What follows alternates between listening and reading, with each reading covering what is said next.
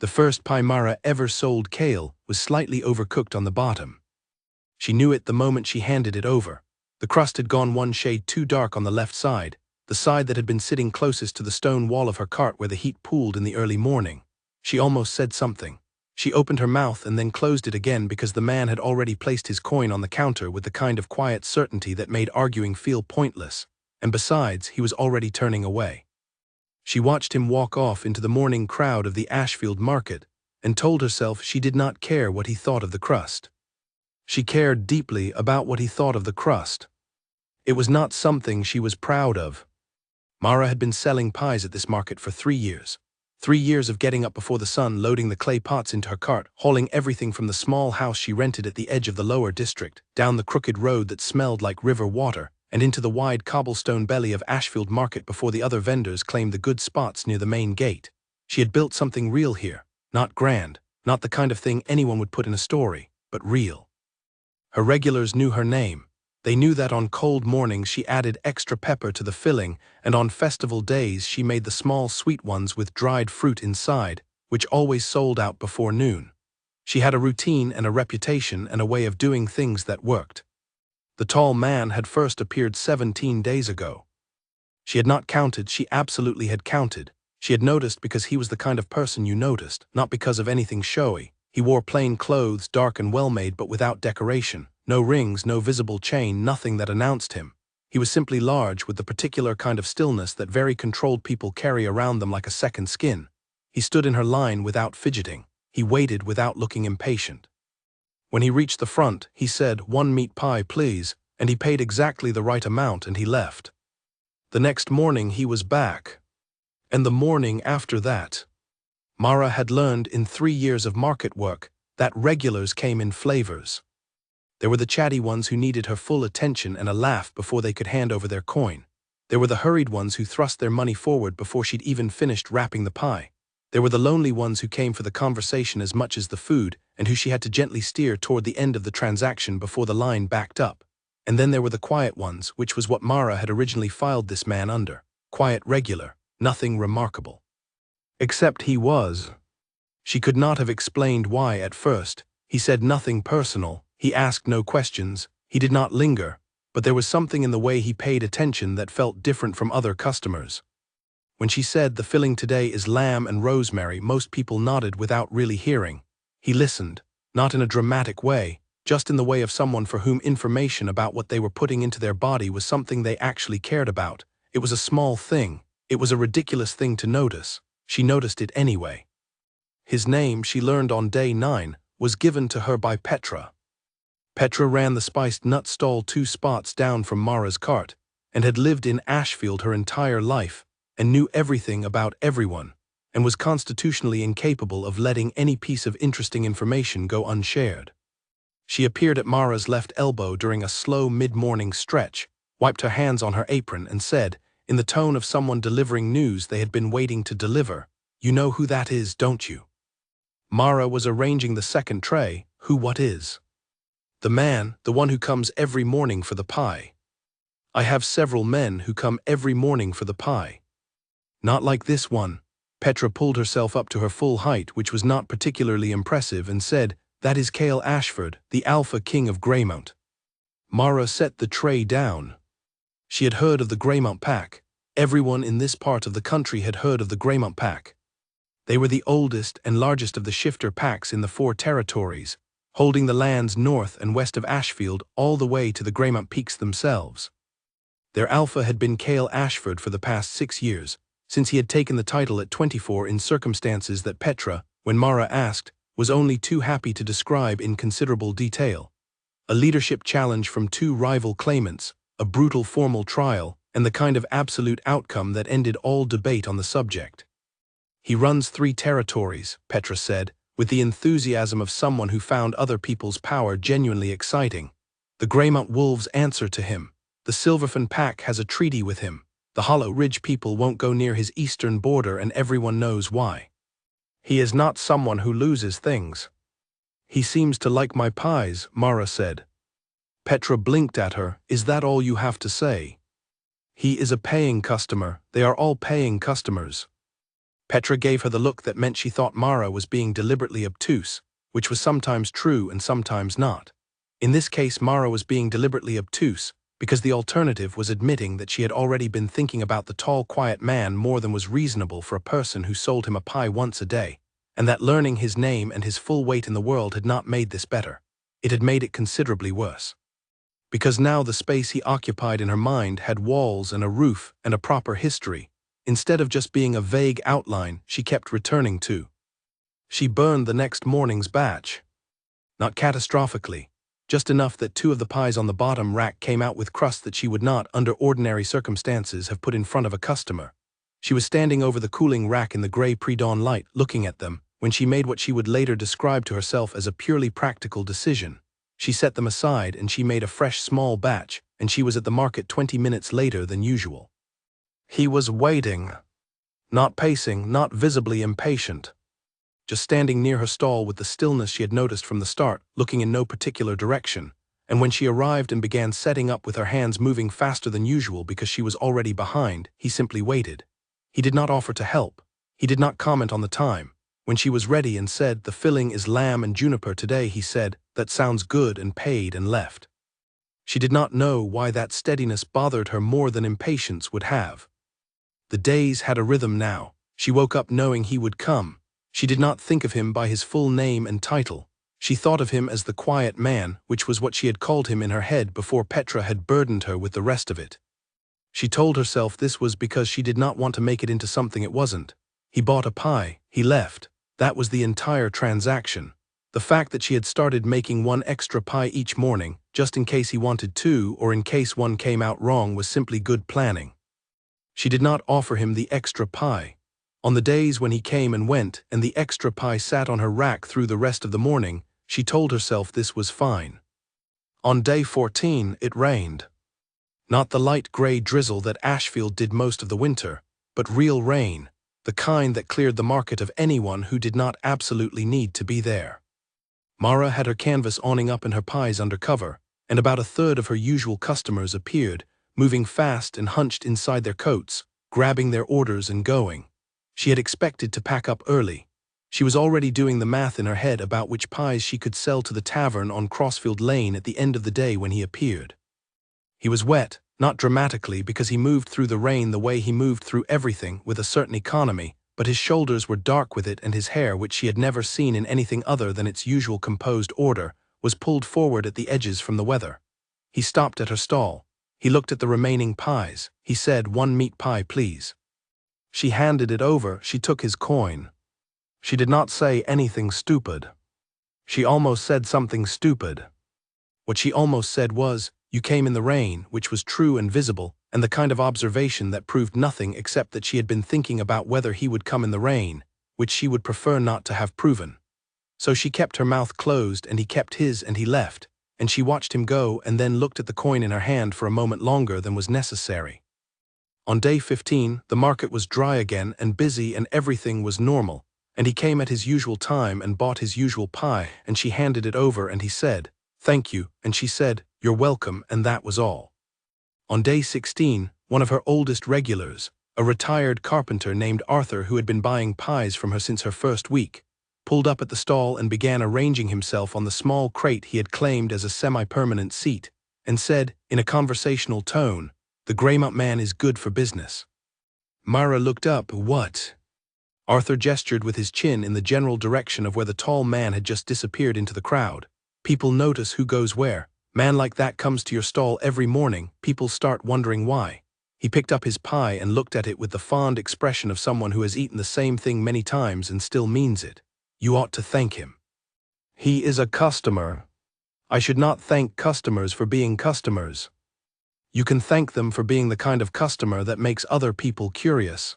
Arthur took a bite, chewed thoughtfully. "He ever say anything to you?" "He orders, he pays, he leaves." Arthur nodded slowly, in the way of a man filing information away. Quiet type. "Yes, those are the ones to watch," Arthur said pleasantly and finished his pie. Mara thought about that more than she wanted to. By day 17 she had a system. She had always had a system that was not new, but the system had quietly reorganized itself in a way she noticed only when she thought about it directly. The first tray out of the oven in the morning was the best one. She set aside the 2 best pies from the first tray before she loaded anything onto the cart. She kept them separate, wrapped in the good cloth rather than the plain paper, in the section of the cart she could reach easily with her right hand. She told herself this was because her most discerning regulars deserved her best work. She had one discerning regular in mind. She did not offer those pies to anyone else.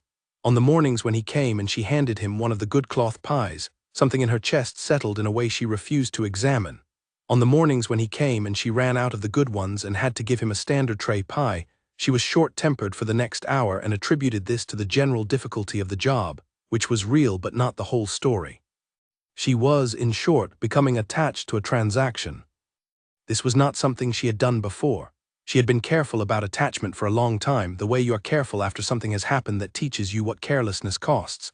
She was good at keeping things in their proper category. Regulars were regulars, work was work. The warmth she felt toward her good customers was genuine but manageable, the kind of warmth that stayed in its lane.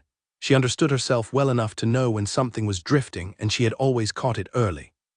She was not catching this one early. She was aware of it, she was not doing anything about it. This was a new and somewhat alarming development. She kept waiting for the thing to settle down on its own, the way a strange feeling usually did when you gave it enough time and refused to feed it. But this one did not settle. It was there in the morning when she was loading the cart. It was there in the quiet hour between the breakfast rush and the midday lull when she had time to think. It was there when she was not thinking about it at all, and then suddenly was. On day 17, the pie she had handed him in the rain had been perfect. She had gone back over this fact several times. The crust had been exactly right, the filling well seasoned, the ratio of pastry to filling properly balanced. She had been making pies for a long time and she knew a good one when she made it. She had given her best work to a man standing in the rain who never said anything more than thank you, and the thing that bothered her was not that she had done it. It was that she would do it again tomorrow. And the day after. And probably every day he kept coming, which she could not predict and had no right to count on, and found herself, despite everything sensible in her, quietly counting on anyway. The morning of day 18 she woke up at her usual time, loaded her cart, took the familiar road down to Ashfield Market, set up her stall in her usual spot, arranged the pies on the racks in her usual order and waited. He came at his usual time. He said, "1 meat pie, please." She handed him one of the good cloth ones. He said, "Thank you." She said, "You're welcome." He left. She watched him go until he was gone in the crowd, and then she turned back to her stall and her next customer was already waiting, and the morning continued, and the market filled up around her with its usual noise and movement and ordinary human business. She told herself firmly, fine. The extra pie sat on the rack. She would sell it by noon. She always sold it by noon. It was just a pie. But her hands had made it for him, in the dark of the morning before the sun came up, the way they had made the one the day before and the one before that, and she knew, in the quiet part of herself that was done pretending, that they would make another one tomorrow. She straightened her apron and called out her morning greeting to the market at large, and the day opened up around her, and she did not allow herself to think about it anymore. Not until the next morning, anyway. Which came as mornings do, whether you are ready or not. The thing about a routine, Mara had learned over years of early mornings and market stalls and the particular discipline of small business, was that it had 2 sides. The first side was the good one. Routine meant reliability, and reliability meant customers trusted you and came back, and trust was the quiet engine underneath everything that worked. The second side was less comfortable. A routine could stop being a habit and start being a need, and the line between those 2 things was thinner than most people wanted to admit. She was 43 pies into whatever this was. She knew because she had stopped counting at 30 and then picked the count back up at 37, when she realized she had stopped counting in the first place, which was itself a kind of answer to a question she had not been asking out loud. Petra had noticed, of course Petra had noticed, Petra noticed everything. "You save him the good ones," Petra said, leaning against the edge of Mara's stall on a Wednesday morning when the market was slower than usual and neither of them had much to do. "I save the best pies for the customers most likely to notice the difference," Mara said. That is simply good business. Arthur has been buying from you for 3 years, and you give him the ones from the second tray. Mara did not answer. Arthur is a lovely man, Petra said, and also the Alpha King of Greymount is not eating your pies because the crust is exceptional. My crust is exceptional. Yes, that is not what I said. Petra watched a family of 4 move past the stall without stopping, and then turned back with the calm expression of someone who has already decided where this conversation is going. He looks at you, you know, when you're not looking. Mara busied herself with a pie that did not need adjusting. Customers look at the vendor. That is how transactions work. Not like that. Petra. I am only saying what I see. I know what you're saying, Mara said. I am asking you to stop.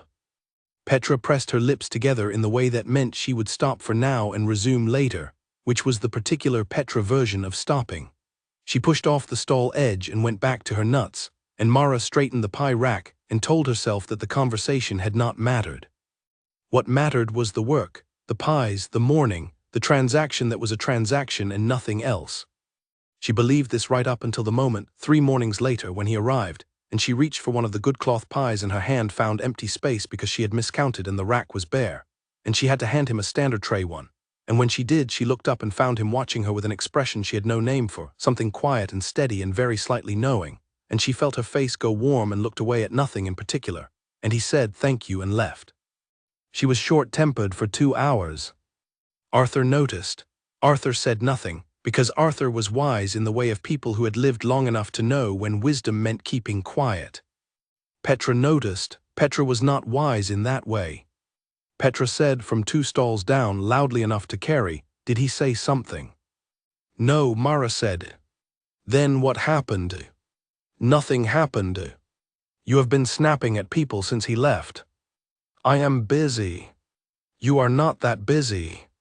Mara did not respond. She served her next 3 customers with careful, deliberate pleasantness and did not think about the expression on his face or what it had or had not meant.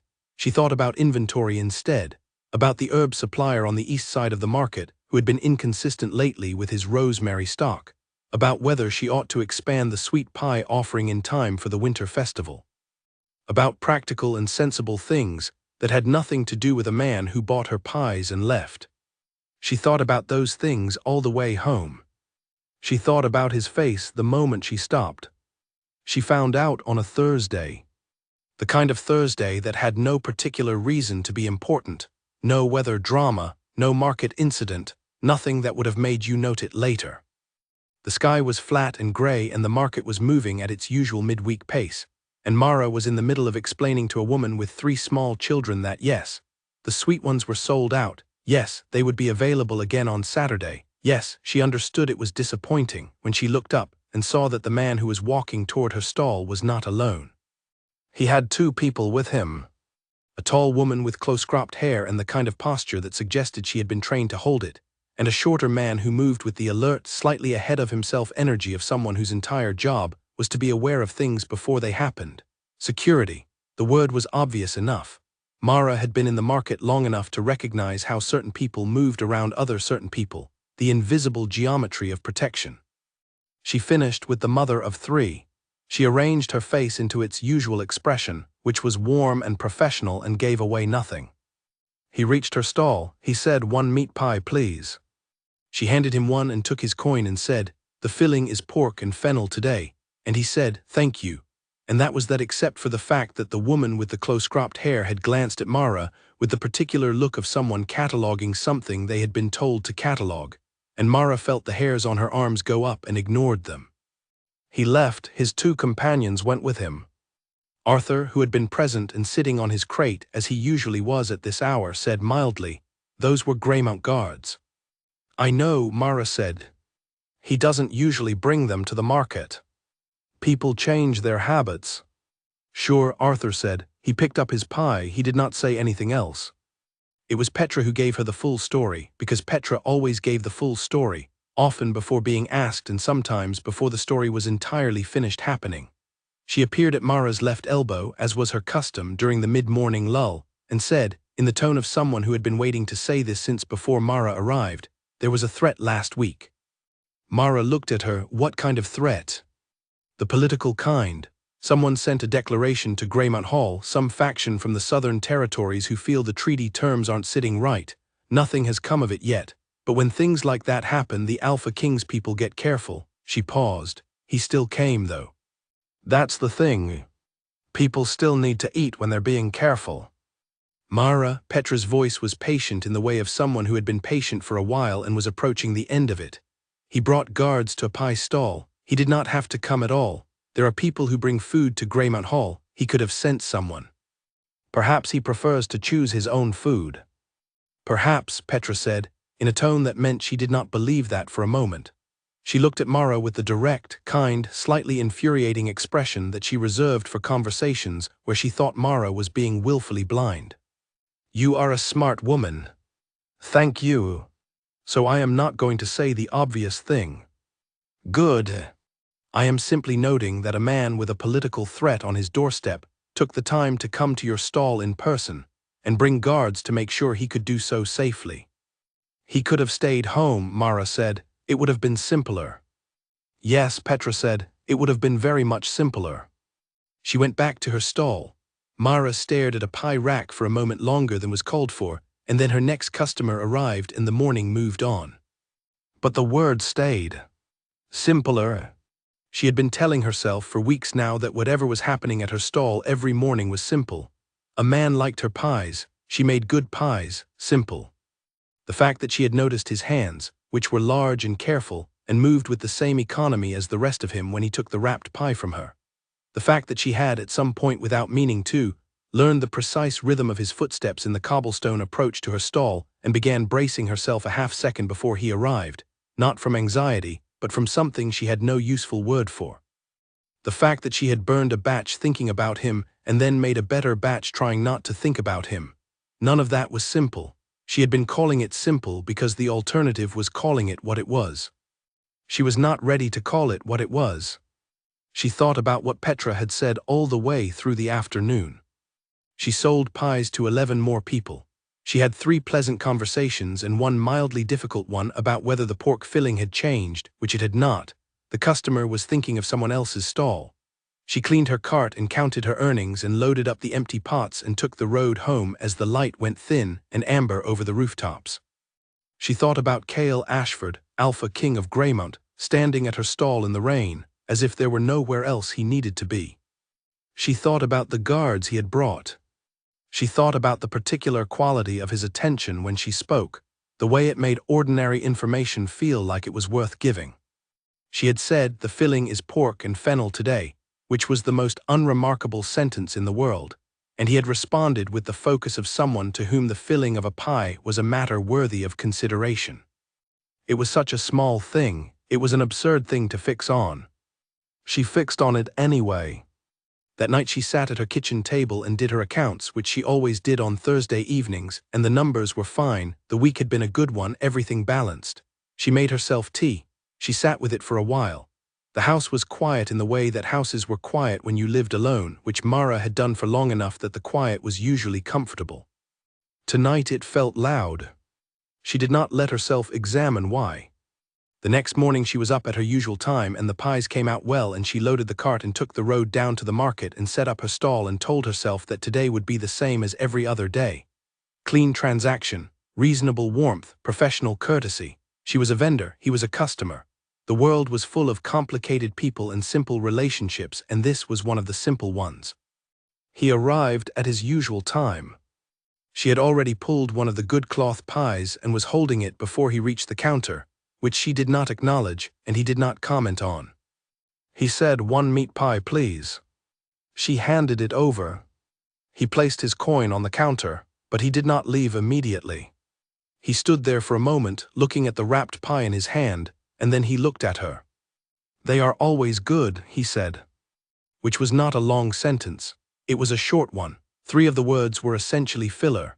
And yet Mara had been in the business of customer interaction for 3 years, and she knew the difference between a compliment offered out of politeness and one offered because the person meant it, and this was unmistakably the second kind. She said, "Thank you," which was the correct response. He nodded once and left. She did not move for a moment. Arthur from his crate said, "What did he say?" "That the pies were good." Arthur made a sound that managed to be both unsurprised and meaningful. He picked up his own pie. "Well," he said. "They are." Mara turned back to her rack. She felt in her chest something that she had no good word for, something warm and slightly alarming, the specific feeling of being seen by someone you had been hoping would see you while telling yourself you did not care whether they did or not. She straightened 3 pies that did not need straightening. She kept her face calm.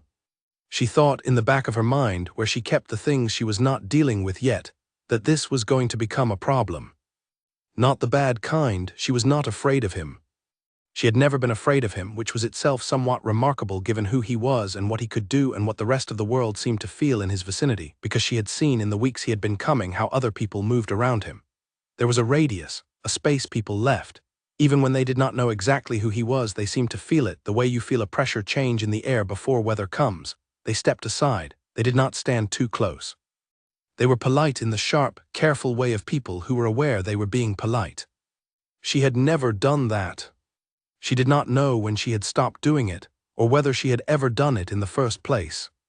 But she treated him like a customer, and she spoke to him plainly, and she looked at him when she was speaking rather than at the space beside him, and she did not know whether he noticed this or whether it mattered to him in any way at all. She suspected it mattered. She did not know what to do with that suspicion. She sold pies for the rest of the morning and the afternoon, and she packed up early because she had run out of everything, which was a good day by every practical measure.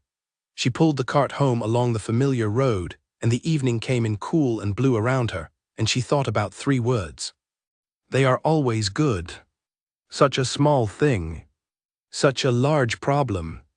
She went home, she did her evening work. She set the dough for the morning and banked the fire and went to bed at the reasonable hour she always kept because early mornings demanded it. She lay in the dark and thought about the way he had looked at her when he said it, direct and quiet, without any of the performance that compliments usually carried. He had meant it. She had known the first time she burned a batch that things were tilting. She had chosen not to name it. Names made things real, and real things had weight and consequence and required decisions. She was going to have to name it soon. She went to sleep instead. The morning came, as it always did, indifferent to what she had decided. He came at his usual time. She handed him the best pie she had made that morning, the one she had been keeping for him without saying so, and he said thank you, and she said you're welcome, and he left. And she watched the crowd close around him and stayed very still for a moment before her next customer asked for 2 of the sweet ones, and the morning continued. Petra caught her eye from 2 stalls down and very deliberately said nothing. Which was its own kind of statement. Mara sold the extra pie to Arthur, who said it was the best one he had eaten all week, which she accepted as the compliment it was and the quiet challenge it was also, and went on with her day. By evening she had almost convinced herself she was fine. Almost was a word that was doing a lot of work. The weekend brought the festival market. Ashfield ran a larger version of the regular market on the last weekend of each month, pulling vendors from the outer districts and drawing twice the usual crowd. Mara had been doing the festival market since her 2nd year, and she prepared differently for it. More pies, more variety, the sweet ones with fruit she only made in quantity for special days. A slightly longer setup time in the morning because the festival spots were prime real estate, and the other vendors arrived early to claim them. She arrived early, she set up well, she sold fast. He did not come at his usual time, which was not unreasonable because the festival market ran differently. She told herself this as she served a long line of customers who wanted the sweet pies and praised the crust, and asked whether she would be there next month, and meant nothing by any of it except ordinary customer satisfaction. She told herself this right through the morning and into the early afternoon, when the first rush thinned and she had a moment to breathe, and she was standing at the back of her stall taking a drink of water when she saw him. Not at her counter, not in her line. He was across the market square near the wool trader from the Western Hills who came only on festival days. He was talking to someone, a man Mara did not recognize, and he was not looking in her direction. He was simply there, in the festival market, which he had not been in before, on any of the previous festival weekends. which she knew because she had been paying the kind of attention that she was increasingly unable to pretend was casual. He had come. Not at his usual time, not in his usual way, but he had come anyway. She looked at him for 3 full seconds, and then turned around and served her next customer with the steady, pleasant efficiency that was her particular professional gift, and she did not look across the square again. Not even once. She absolutely looked twice more. He found his way to her stall eventually, as the afternoon started to tip toward evening and the festival crowd was beginning to thin at the edges. The sweet pies were gone. The last tray of meat pies was almost empty. She had 3 left. He came to the counter and said, "1 meat pie, please." She handed him one of the 2 best remaining ones. She took his coin. And then, because the festival was loud and crowded and the afternoon had been long, and because she had spent the better part of 3 weeks being carefully, professionally, completely neutral, she said, "Did you find what you were looking for, near the wool trader?" He looked at her. She looked back. She did not flinch. She did not apologize. She had said it and she meant it, and she could acknowledge having noticed him without it meaning everything she was afraid it meant.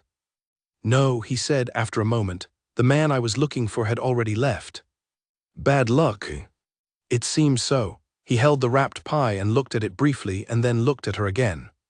"You run out of the sweet ones early. They always go first at the festival." "I will know for next time," he said. "Next time." 2 words, both ordinary. Together they made something that sat in Mara's chest for the rest of the afternoon, and through the pack-up and the road home and the evening, sitting there quietly, warm and inconvenient, and completely at odds with all the careful categories she had been building. Next time meant he was planning on coming back. She knew he was coming back. He had been coming back for weeks, but there was a difference she was learning between something you knew was true and something that was said out loud, and the difference was not a small one. The said thing had a different kind of weight. It stayed. She got home and set the dough for Monday's batch and banked the fire, and told herself firmly that 2 ordinary words were not a declaration of anything, and she was going to stop thinking about them. She thought about them all night. She woke up in the middle of the dark, hours before her usual time, with the specific uncomfortable clarity that arrives in the small hours when you are done pretending. She was not managing this at all.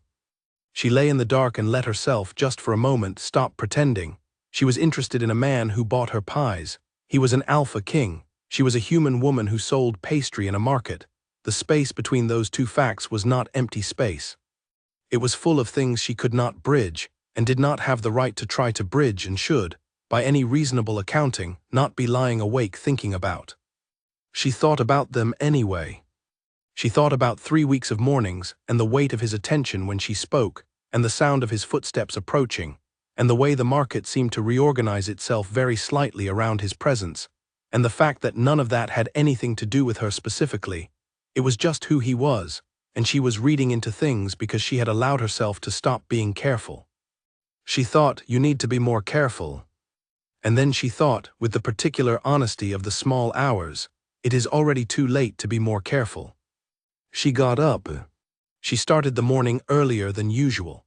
She made the dough with her hands because when something needed thinking through, she found that her hands needed something to do, and the dough was always better when she had something on her mind, some restlessness to work out through the pressing and folding. By the time the pies were in the oven, she had not resolved anything, but she had made excellent pies, which was the kind of outcome you could hold on to. She took them to market. She opened her stall. She waited. He came. She handed him the best one she had. He said thank you, and she said you're welcome, and he left.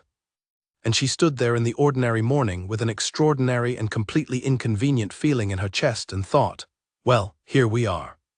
She sold pies. The failing stayed. Inside Cale Ashford, 2 things had been at war for 43 mornings. The first thing was his wolf. The second thing was every rational thought he had managed to string together in 29 years of living, 6 years of leading, and approximately 6 weeks of going to a market stall for a reason he had been calling hunger. The wolf was not interested in his rational thoughts. The wolf had been making this abundantly clear since the first morning, When Cale had walked through the Ashfield market on his way to a meeting with the Trade Council and passed a stall that sold meat pies, and something in him had simply stopped, not dramatically, not with any visible sign. Just a deep interior stillness, the kind he had only felt once before, in a forest clearing at 17 when his wolf had first fully emerged, and he had understood for the first time what he was and what that meant. The Santa. He had been walking, and then he had not been walking, and then he had been standing at a stall buying a pie, and the woman behind the counter had said, "The filling is lamb and rosemary today," and he had said, "That sounds good," and paid her and walked away. And come back the next morning. He could have told himself many things about why. He had tried most of them. He tried the pie is exceptional, which was true but not the point. He tried the market is on his route to several things he needed to do in the lower district, which was also true and also not the point. He tried I am entitled to buy food from wherever I choose, which was the most pathetically unconvincing argument he had ever made to himself in a life that had included some genuinely difficult negotiations. The wolf knew what it had found. The wolf had known from the first morning. And the wolf was, in Cale's experience, never wrong about the things it chose to be certain about, which was both the most useful and the most inconvenient fact about being what he was. A mate bond was not a small thing. He knew this the way he knew anything important, not from being told about it but from having watched it in others, the particular quality of completeness that settled over a person when the bond was acknowledged, the way his mother had looked at his father, the way certain of his pack members moved through their lives with a specific groundedness that he had always recognized as something he did not yet have. He had understood growing up that he would find it when the time came, that the wolf would know, that the bond was not something chosen so much as recognized. He had not expected her to be human. He had not expected her to sell pies. He had not expected to spend 6 weeks going to a market every morning and saying, "1 meat pie, please," in the tone of a man with no interest in anything beyond the transaction, while the wolf essentially howled at him the entire time. The wolf did not have a lot of patience for subtlety. What the wolf wanted was simple: claim what was theirs, establish the bond, bring her home. The wolf's emotional vocabulary was not broad, but it was very clear, and it expressed itself with the consistency of running water, always in the same direction, never distracted, never uncertain. Cale was the one who was uncertain. Not about her. He had no uncertainty about her. He was uncertain about what he had the right to do with his certainty. Because Mara, he had learned her name. Of course he had learned her name, not from asking her directly but from listening to the market around her, from the way her regulars called her by it, from the way Petra 2 stalls over used it roughly 12 times in every sentence. Mara was human. She was a woman living her own life, which she had clearly built with care and intention, in a world that ran parallel to his, and intersected with it only at the clean transactional point of a market stall. She had not asked to have an Alpha King's wolf decide she was the one. He was very aware of this. He was also very aware, in the way you could not unknow something once the wolf had shown it to you, that she was not entirely indifferent. He would not have been able to explain to anyone outside of what he was exactly what he noticed or how, but he noticed. The slight catch in her motion when he arrived, almost too small to see, the kind of thing that only happened when someone was working at appearing calm. The particular care with which she handled certain pies before she handed them to him, the ones from the left side of the rack, in the better cloth. The way she looked at the space just past his left shoulder when she spoke to him, not because she was avoiding his eyes but because she was deciding not to hold them, which was a different thing entirely. She was managing something. He recognized the activity because he was engaged in it himself. The morning in the rain had been the closest they had come to anything other than the established transaction. He had come through the weather because the wolf had been, if he was being exact about it, not willing to skip a day, and he had expected the stall to be closed or at least to find her in the middle of packing up, sensibly, because the rain was real. Instead she had been there, setting up faster than usual, and there had been something in the set of her shoulders that told him the speed was irritation at herself rather than at him, and he had waited, and she had been ready in a few minutes and handed him a pie that was, as far as he could tell, better than usual. He had thought about that pie on and off for a week. Not because of the pie. Because of what it represented. She had made a fresh batch and come to the market in genuine rain because the routine mattered to her.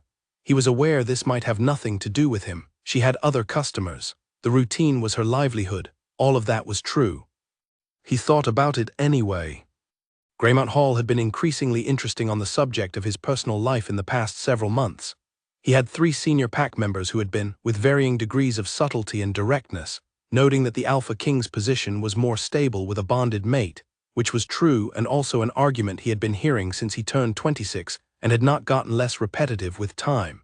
He took the point.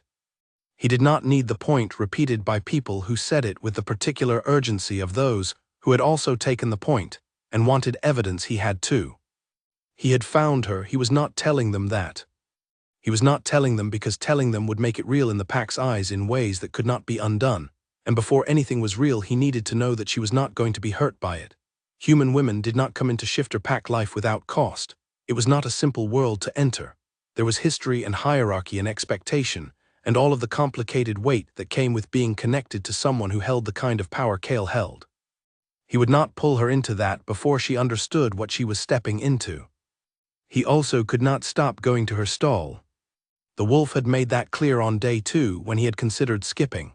The wolf's response to this consideration had been, in brief, extremely negative, and Cale had chosen the lesser disruption, which was getting up and going to the market. He had been choosing the lesser disruption every morning since. On the morning after the festival, he arrived at her stall and she handed him his pie and he said thank you and she said you're welcome, and the transaction was exactly what it always was, and he walked away, and the wolf thought things about this situation that he declined to fully translate but which amounted to a strong opinion that the current pace was unacceptable. He stopped walking 3 streets from the market. He stood on the corner of a cobblestone road that smelled like bread and river water, holding a wrapped pie, and he thought about what exactly he was doing. He had resources, he had people. He could find out everything he might want to know about Mara's situation, her history, her circumstances in an afternoon. That was not a possibility he had considered seriously, not because it wasn't possible, but because it felt like a wrong kind of knowing, the kind that went around her rather than toward her, and he was not willing to do that. He wanted to know things she chose to tell him. He wanted her to know them deliberately, the way she had told him about her grandmother and the borrowed kitchen and the 2 ruined batches before the crust held. That particular morning had sat with him since it happened, not because the information was dramatic but because of how she had given it, plainly without embroidery, as if facts about herself were ordinary things to share, which they were, except she had not shared them with him before and then she had, and the change of that had settled in him like weather settling. He ate the pie on the corner. It was, as they always were, excellent. The wolf did not say "I told you so," because that was not how wolves communicated, but the feeling was in the vicinity. He finished the pie, he put the cloth square in his coat pocket. He was going to have to do something sooner or later that was more than buying a pie. The wolf had always known this. He was beginning to accept it. The question was not whether to act. The question was how to act in a way that did not blow her ordinary, well-made life sideways without warning. He thought about this all the way back to Greymount Hall. He thought about it during the afternoon's council meeting, which one of his senior advisors, a sharp-eyed woman named Elaine who missed very little, noted he seemed distracted through. He said, "I am not distracted, I am thinking." Elaine said, "About what?" He said, "Nothing that concerns the council." Elaine looked at him for a long moment with the expression of someone putting together a puzzle from scattered pieces, and then she looked back at the table and said, "Very well," and continued the meeting. He was going to have to be more careful. He was not entirely sure what being more careful looked like, given that the alternative was stopping entirely, and stopping was something the wolf found categorically unacceptable, and he was not inclined to argue with the wolf on this particular point. He went to bed that night and lay in the dark, and thought about a woman who made pies in the cold before the sun came up, and sold them every morning with the quiet competence of someone who had built something they were proud of. He thought about the look she had given him when she said, "The filling is pork and fennel today," the slight lift of her chin, the straightforward expectation that he would find this information useful. She had been right, he had found it useful. He had found everything she said useful, not because the information was vital, but because it came from her, and the wolf found everything that came from her worth paying attention to. He was not, he decided in the dark, going to be able to keep doing only this. He was also not going to stop.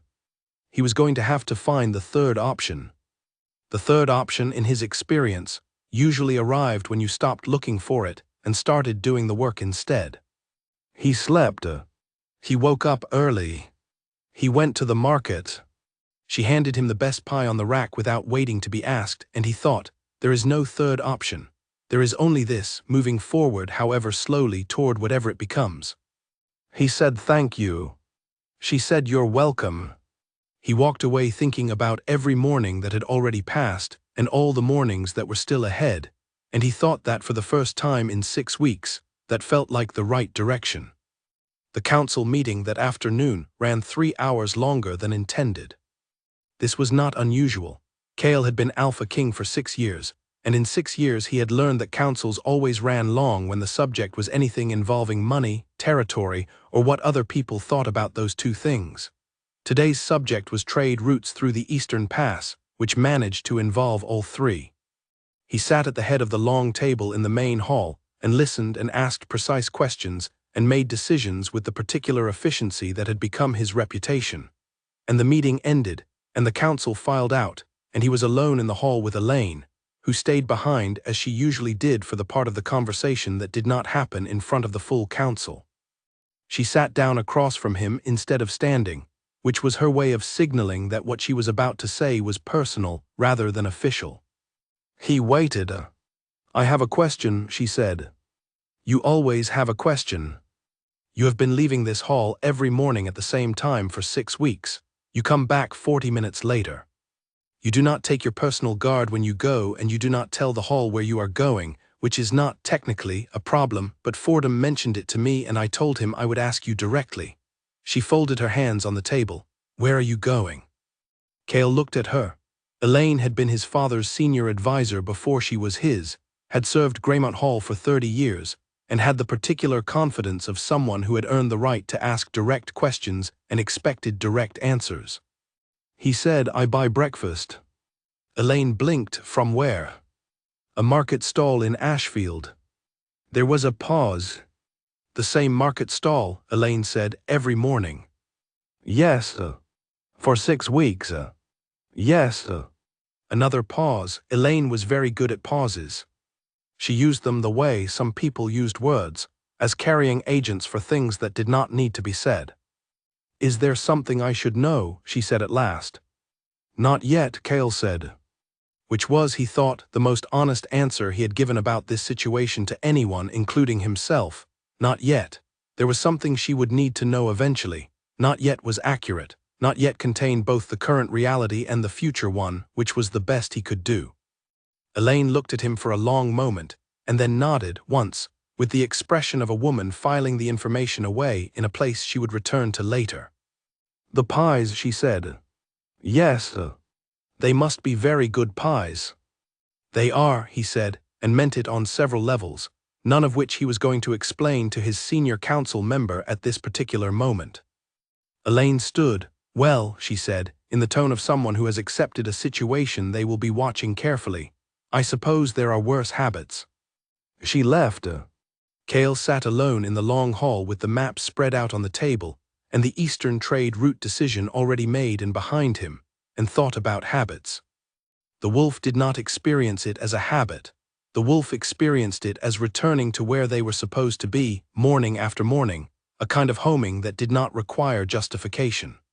But Cale was aware that from the outside, what he was doing looked like a habit at best and something more alarming at worst, and the fact that neither Elaine nor Fordham, nor any of the other sharp-eyed people who surrounded the Alpha King of Greymount had put the pieces together, yet was probably a gift he would not have indefinitely.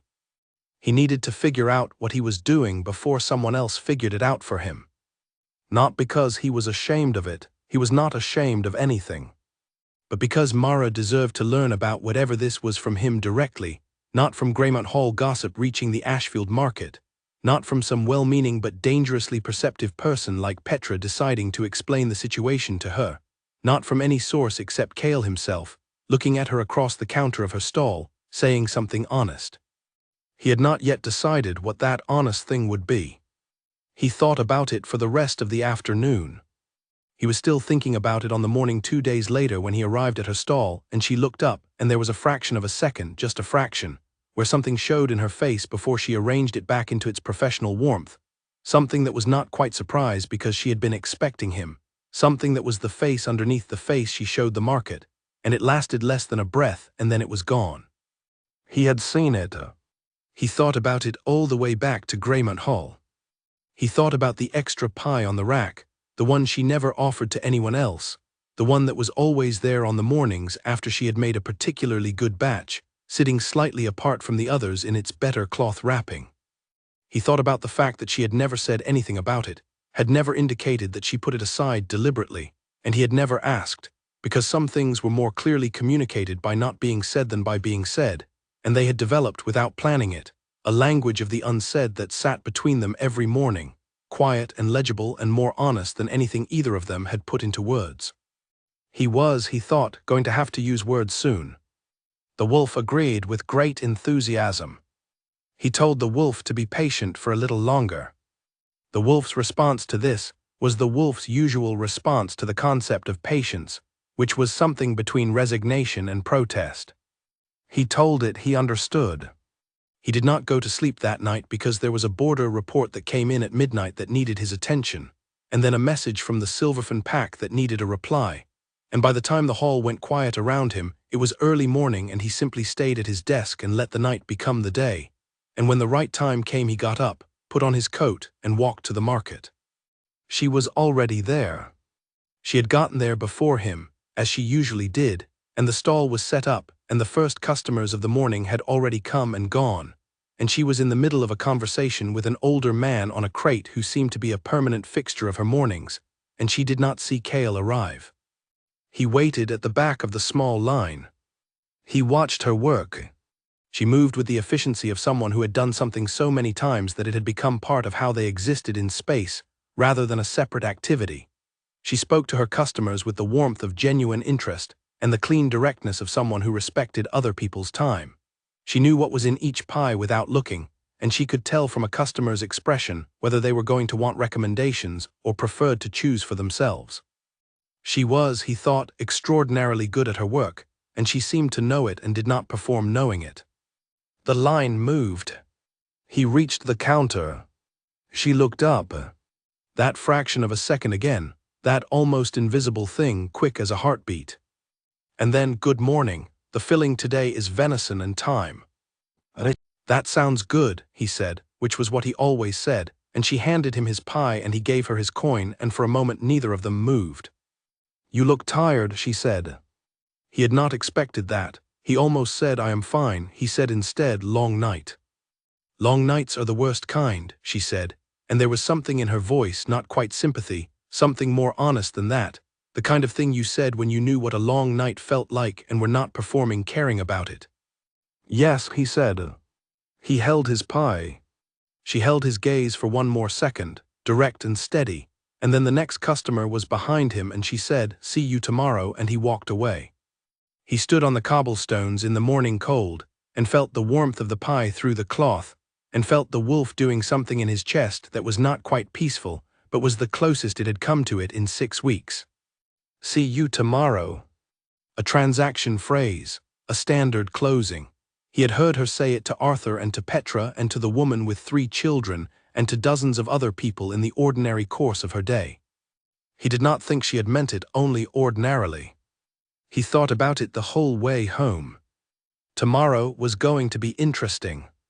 He was, for the first time in weeks, looking forward to tomorrow in a way that was not simply the wolf pulling, but something closer to his own choosing.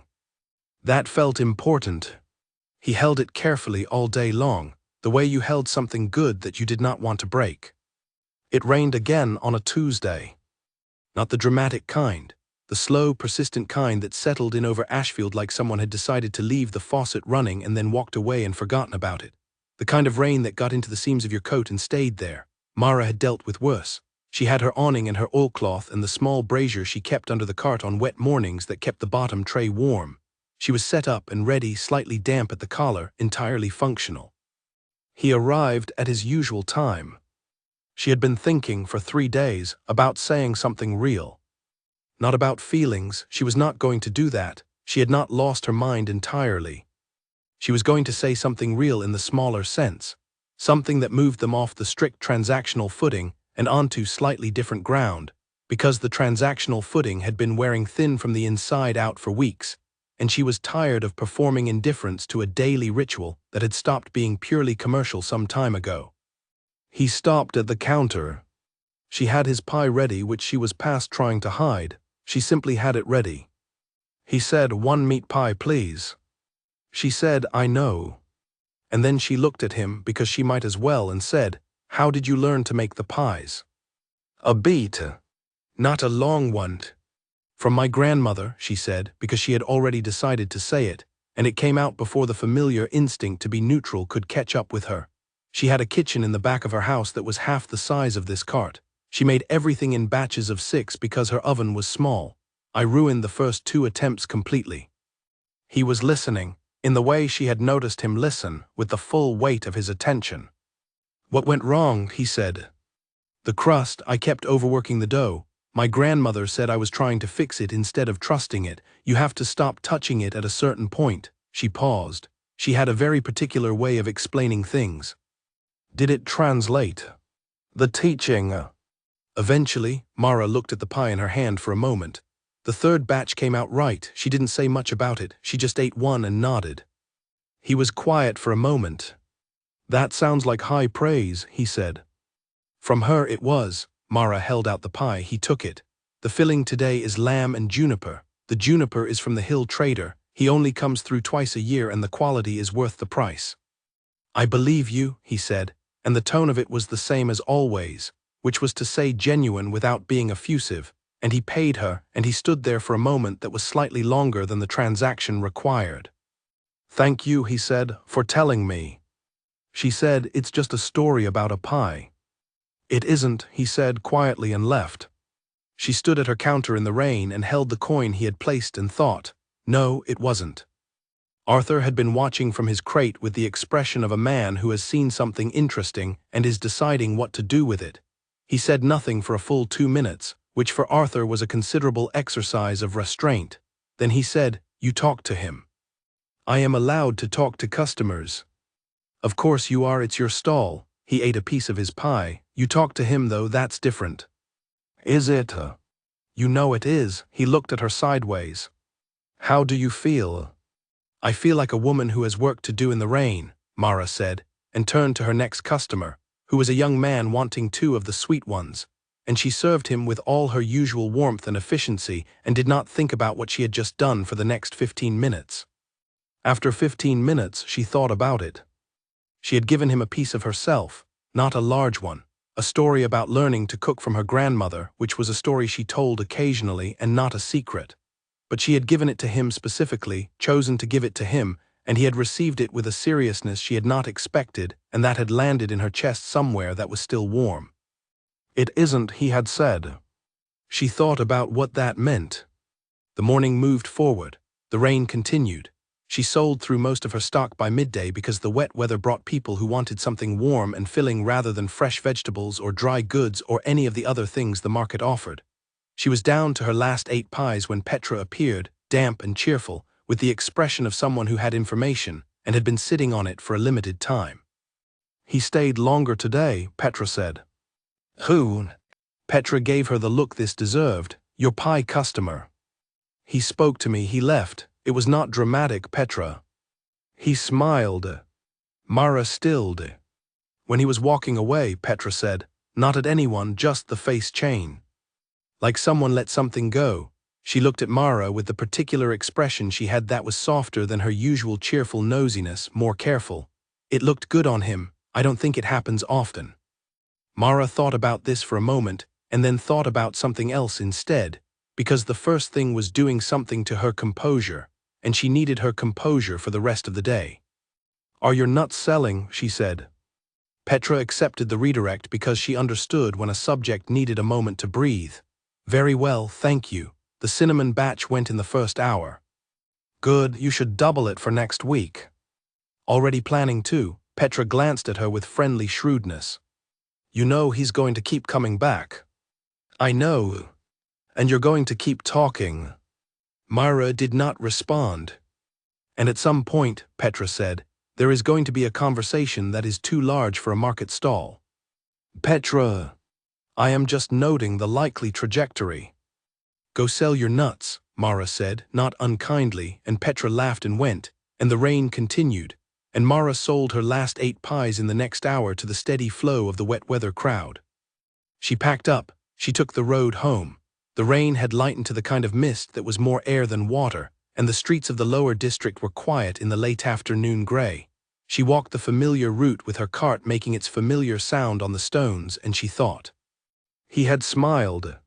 When he was walking away, at nothing. She had given him a small story about a grandmother and some crust, and he had received it as if it mattered and walked away and smiled. She thought about Petra's phrase, the face change, like someone let something go. She thought about someone who moved through the world the way Cale Ashford moved, with the particular controlled stillness of a person who was always conscious of being watched, and what it would cost them to carry that every day, and what it would feel like to set it down for even a moment. She was not, she told herself, responsible for his smile. She had told a story, he had responded to it. These were simple things. They did not feel simple. She got home, she made tea. She sat at her kitchen table in the quiet of the evening and thought about all the small things that had accumulated over 8 weeks. The coin placed just so on the counter, the listening that was more than politeness, the morning in the rain, the festival market, see you tomorrow, it isn't. All the small things that were not small. She had a decision to make. Not today, not tomorrow, but she could feel it approaching, the way you felt weather changing before it arrived, and she knew that at some point she was going to be standing in the middle of something and she was going to have to decide what to do with it. She thought about the first ruined batch of pies. Her grandmother's instruction, stop trying to fix it, trust it. She had been applying the wrong technique to the wrong material. She finished her tea, she washed the cup. She went to bed at her usual hour and fell asleep and did not dream, or if she did not remember it, which was fine. She woke up early. She made the dough. She worked it to the right point and stopped, the way she had learned to stop, and she left it to rest and banked the fire to the right temperature, and she thought about what it meant to stop trying to fix something and just let it be what it was becoming. She thought she was beginning to understand it differently now than she had when her grandmother first said it. She put the pies in the oven. She watched them through the small glass in the oven door. She thought about a man walking away in the rain, and somewhere between the watching and the thinking she let herself admit, quietly, without ceremony, that she was not going to resolve this by being sensible, because sensible had its limits and she had found them. The pies came out perfect. She wrapped the best one in the good cloth. She went to the market. She waited for the sound of his footsteps on the cobblestones. She heard them at their usual time approaching from the left, and she had the pie in her hand before he reached the counter, and he did not comment on that and she did not explain it, and he paid her and said thank you, and she said, I've been thinking about adding a new filling. Rabbit and wild herbs. He paused just slightly and said I would try that. She said good. He left. She smiled at no one in particular, much the same way he had, and then served her next customer, and the morning continued, and the day moved forward, and everything was different in a way that had not yet been spoken and did not need to be, not yet. Not yet was enough. For now, the rabbit pie appeared 6 days later.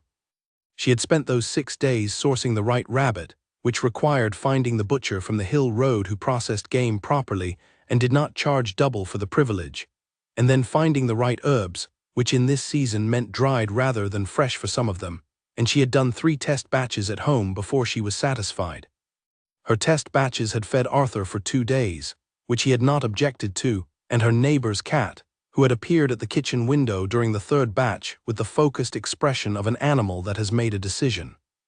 The rabbit pie was excellent. She knew it was excellent before she offered it to anyone. She told him when he arrived that the new filling was ready. He stood at her counter. He said, I will try it. She handed him the pie. He stood there.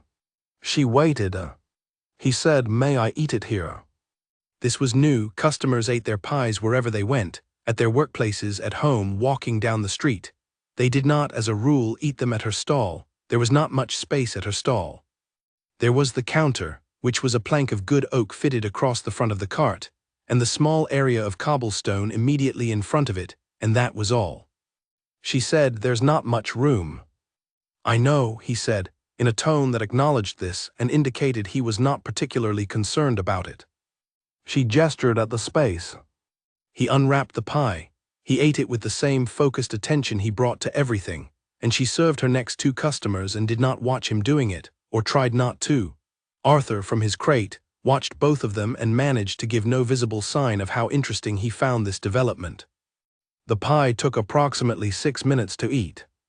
Mara knew because she counted, not deliberately, in the way she was always tracking time when she had a full morning to manage. He folded the cloth square and set it on the counter when he was done. He said, "It's the best one. Better than the lamb." "Yes." She realized, been hoping he would say that. Not because she needed validation for the work. She had made 3 batches and she knew it was good, but because this was the first pie she had made with him specifically in mind, not in the vague general way she had been doing everything for weeks, but specifically, deliberately, on purpose. She had made it because he had said he would try it, and she had made it as well as she possibly could. He looked at her. She looked back. The moment lasted approximately 2 seconds. 2 seconds in a busy market morning was not a long time, it was long enough. "Tomorrow," she said, "I'll have the lamb and juniper again." The juniper shipment finally came in right. "Good," he said, and left the cloth square on the counter and turned and walked away. She did not move for a moment.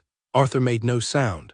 The next customer was a woman Mara recognized from the east side, who wanted 3 pies and asked whether she took orders for the festival weekend, and Mara said yes and took down the details, and it was all entirely normal except that the pie cloth square was sitting on her counter, and she could not throw it away, and she did not examine why. She folded it neatly. She put it on the shelf under the counter where she kept her extra wrapping. Arthur said quietly, not looking at her, "You're in trouble." "I know," she said. "Good kind or bad kind?" She thought about it for a moment, genuinely. "I don't know yet," she said. Arthur nodded, as if this was a reasonable answer, which it was. She sold pies. The morning continued. The pie cloth square stayed on the shelf. She would have given it back to him the next morning, returned it when he arrived, the way she returned the extras when customers forgot things.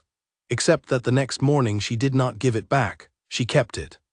She did not think about this decision, she simply did not do the returning, and the cloth stayed on the shelf.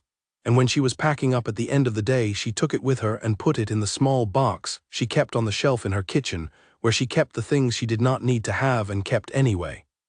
This was the kind of thing she did not examine.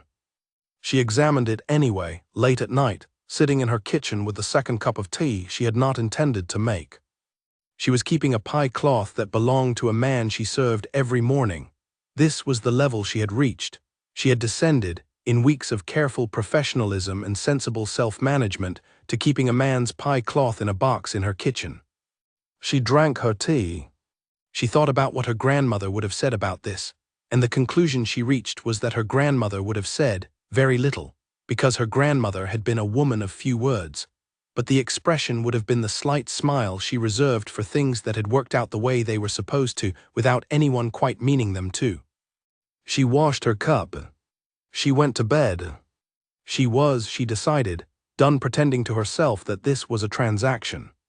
She was not going to do anything dramatic about that. She was not going to march up to the most powerful shifter in 3 territories and announce her feelings like someone from a bad story. She was going to go to the market in the morning and make excellent pies and see what happened next, because she had stopped fighting the direction of things and she was trusting the dough. This was, she thought, probably the most sensible decision she had made in weeks. She slept well for the first time in a long time. The morning was clear and cold, the kind of late autumn morning that put color in your cheeks and made the market smell like wood smoke and bread. And she loaded her cart and took the road down to Ashfield and set up her stall and said good morning to Arthur and nodded to Petra and waited. He came at his usual time. She had the lamb and juniper ready. She looked at him when he arrived and said, "Good morning," and he said, "Good morning," and there was something in the way he said it that was different from all the previous mornings. something that was in the same territory as what he had done with the 2-second look after the rabbit pie, a slight lowering of the thing he always carried. She handed him the pie. He took it. He said, "I have been coming here for 9 weeks. I know," she said. "I would like to come for another 9. The words were simple, the look behind them was not simple at all. She held his gaze. "There is no guarantee the pies stay good for 9 more weeks. "They will," he said, and the certainty in it was not about the pies. She said, "Then come back tomorrow." He said, "I will." He left. She turned back to her rack and arranged 3 pies that were already arranged, and felt something in her that was warm and bright, and not at all manageable, and did not try to manage it. Arthur said very softly, "Good kind." "Yes," Mara said. "Good," said Arthur, and ate his pie. The day of the lunar festival started like any other. Mara was up before the sun. The dough was already made from the night before, resting covered in the kitchen, and she lit the oven and began rolling while the rest of Ashfield was still dark and quiet. Festival days required twice the standard batch. She had learned this in her 2nd year when she had badly miscalculated and sold out before noon on the biggest market day of the month, and spent the rest of the afternoon watching competitors sell to customers who would have been hers. She did not miscalculate twice. She made double the batch. She added the sweet pies, which took longer and required more care with the filling because the fruit needed to be the right texture, not too firm, not too soft, and she had a particular way of handling the spicing that she had worked out over 2 years and did not share. She also made, for no reason she had a good name for, a slightly different version of the rabbit and herb filling, one she had been experimenting with for a week, the same base, but with a small addition of dried mushroom that deepened the flavor in a way that took 2 batches to balance properly. The 3rd had been right. She brought the experimental ones as a separate tray, wrapped individually, set apart. The festival market was loud and bright by the time she arrived.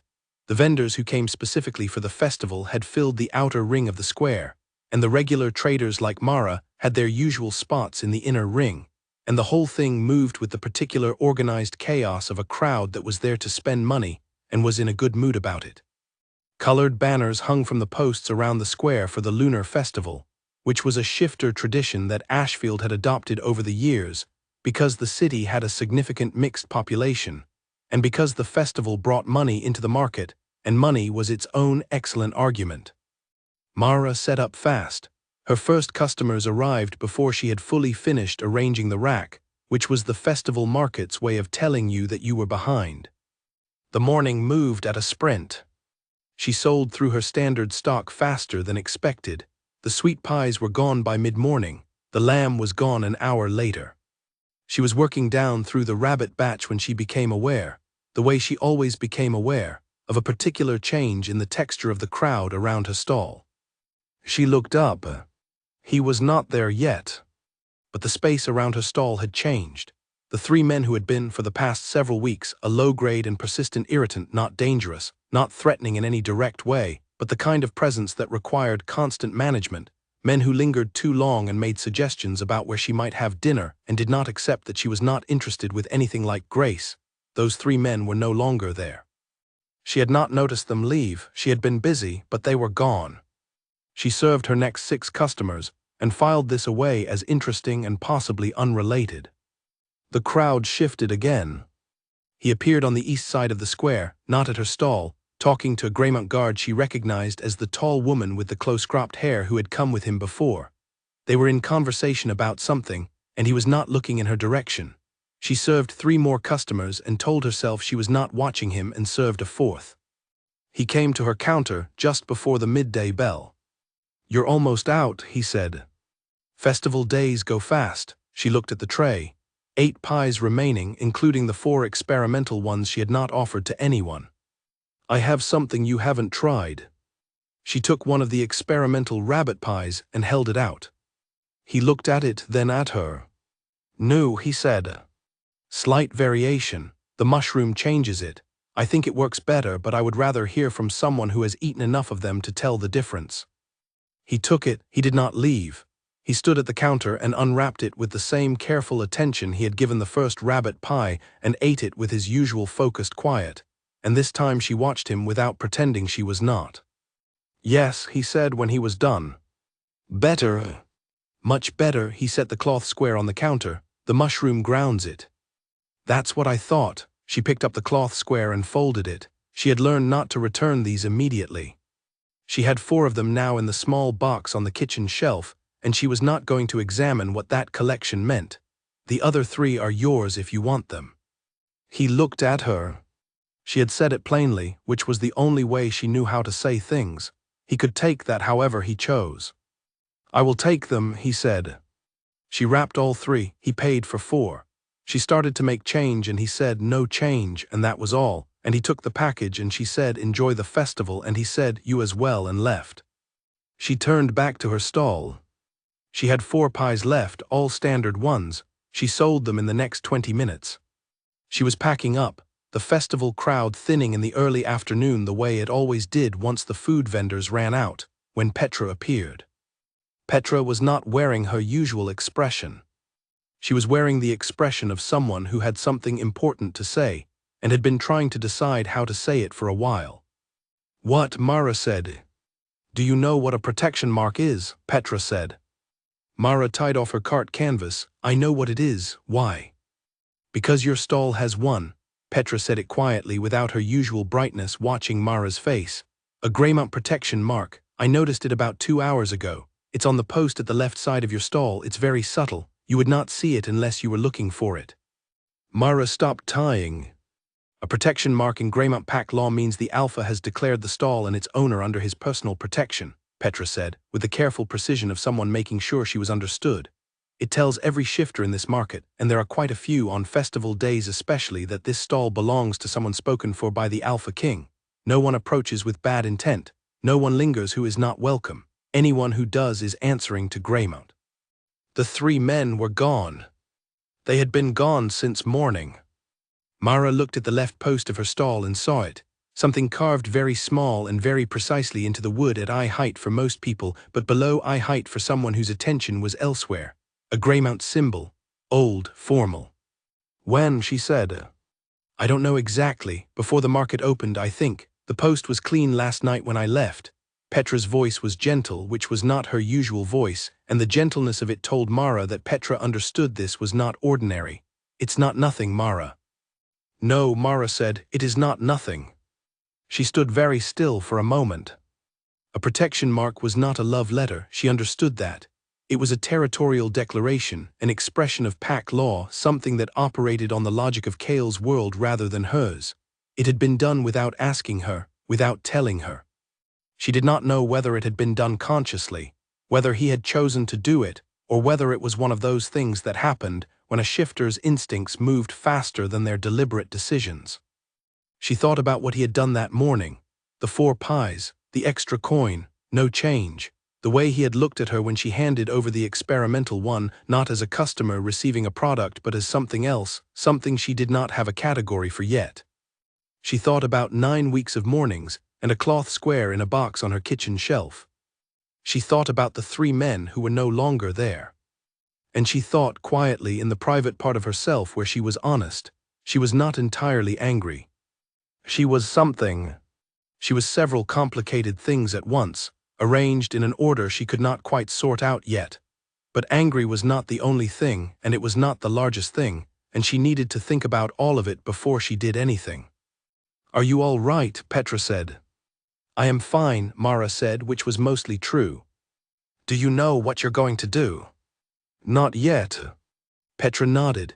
She put her hand briefly on Mara's arm, which was not a gesture she made often and which Mara understood to mean, "I am here, this is significant, I will not crowd you." Then she went back to her own stall and began her own pack-up, and left Mara with the quiet and the cart and the small carved mark on the left post. Mara looked at it for a long time. The festival market wound down around her. The banners moved in the afternoon wind. The square emptied gradually, and the light went golden, and she stood at her cart and thought about what it meant when someone who held power over a great many things chose to use a small piece of it to make sure the 3 annoying men left your stall alone. She thought about what it meant when that same person had never, in 9 weeks, said a word about it. She finished packing. She took the road home. She was halfway there when she stopped in the middle of the street and stood for a moment, just stood there, and let herself feel the full weight of what was happening without managing it or filing it or reducing it to something more comfortable. She was standing in the middle of a thing that was bigger than a market transaction and had been for some time, and the Alpha King of Greymount had just, in the oldest and most formal language of his world, said so. She started walking again. She had a lot to think about. She also had, despite everything, something sitting in her chest that she was going to have to find a name for soon. It was warm. It was complicated. It was hers. She did not sleep well that night. Not because of fear, and not because she was angry exactly. She was in the vicinity of anger. She was standing next to it the way you stand next to something you have not decided whether to pick up. The mark had been placed without her knowledge and without her permission, and that fact was real and had weight, and she was not going to pretend it did not. But she also kept thinking about the 3 men who were no longer there. She had been managing them for 2 months, politely because she was a professional and firmly because she had her own back, but they were the kind of men who did not respond well to politeness or firmness, and she had come to accept them as an ongoing tax on the business of having a market stall. They had not threatened her. They had simply been there, taking up space she did not offer them, requiring the kind of low-level vigilance that you eventually stopped noticing until it was suddenly gone. They were gone. She thought about that. She thought about it sitting in the chair by the window with the cold blue night outside, her tea going untouched. She thought about the particular way Cale Ashford occupied space, without display, without announcement, without the kind of performance that powerful people so often felt entitled to. He came to her stall. He bought a pie. He left. And somewhere in the space around those simple acts, he had been doing things she had not known about, and that, on balance, she could not bring herself to be straightforwardly furious about. This was the inconvenient part. She was a woman who had strong feelings about her own autonomy. She had built her life with her own decisions and her own hands and her own money, and she did not require anyone's protection, and she had not asked for it, and she was entitled to feel the full weight of having something done about her life without being asked. She did feel it. And also, this was the part she was having trouble with. She thought about Cale standing at her counter 9 weeks ago saying 1 meat pie, please, with the quiet of someone doing what they meant to do, and she thought about the rain and the festival market, and I would like to come for another 9, and the cloth square she had put in a box on a shelf. She thought, this is someone who cared. In their own language, through the grammar of their own world, this was someone who had been saying so for 9 weeks. The language had been his, not hers. That was the problem. She had not been asked whether she wanted the mark or the protection or any of the specific shape his caring had taken. She had been consulted on none of it, and she was going to have to say that to him clearly because she was not a woman who swallowed things she needed to say. She was also going to have to say all the rest of it. At 3 in the morning she came to a decision, which was that she was going to do nothing immediately. She was going to let the night be the night. She was going to sleep, or try to, and she was going to go to the market in the morning and observe, and she was going to find out whether he knew what he had done or whether this had been one of those things that moved faster than his choosing. She needed to know that before she said anything. She slept in the end, briefly, and woke up with the clarity that sometimes arrived after a short sleep, the kind of clarity that was simply tiredness stripping away the extra complications and leaving the essential shape of things. The essential shape of things was, she cared about this man. In her own language, through her own grammar, she had been saying so for 9 weeks in pie cloths and experimental fillings and the extra pie she kept for him every morning without ever admitting it out loud. He had been doing the same, and something had happened between their 2 languages that needed to be addressed, not because it was entirely wrong, but because she needed it to be done differently. She got up, she started the pies. At the market, she watched his face when he arrived. She was good at reading faces. 3 years of customers had given her a thorough education in what expressions looked like when people were managing them versus when they were not thinking about being managed. She watched his face as he approached, and she saw, very quickly, that he did not know. He arrived at the counter with his usual quiet. He said, "Good morning." He said, "1 meat pie, please." She handed him the pie. She said, "Did you put a mark on my stall?" He went still. Not dramatically.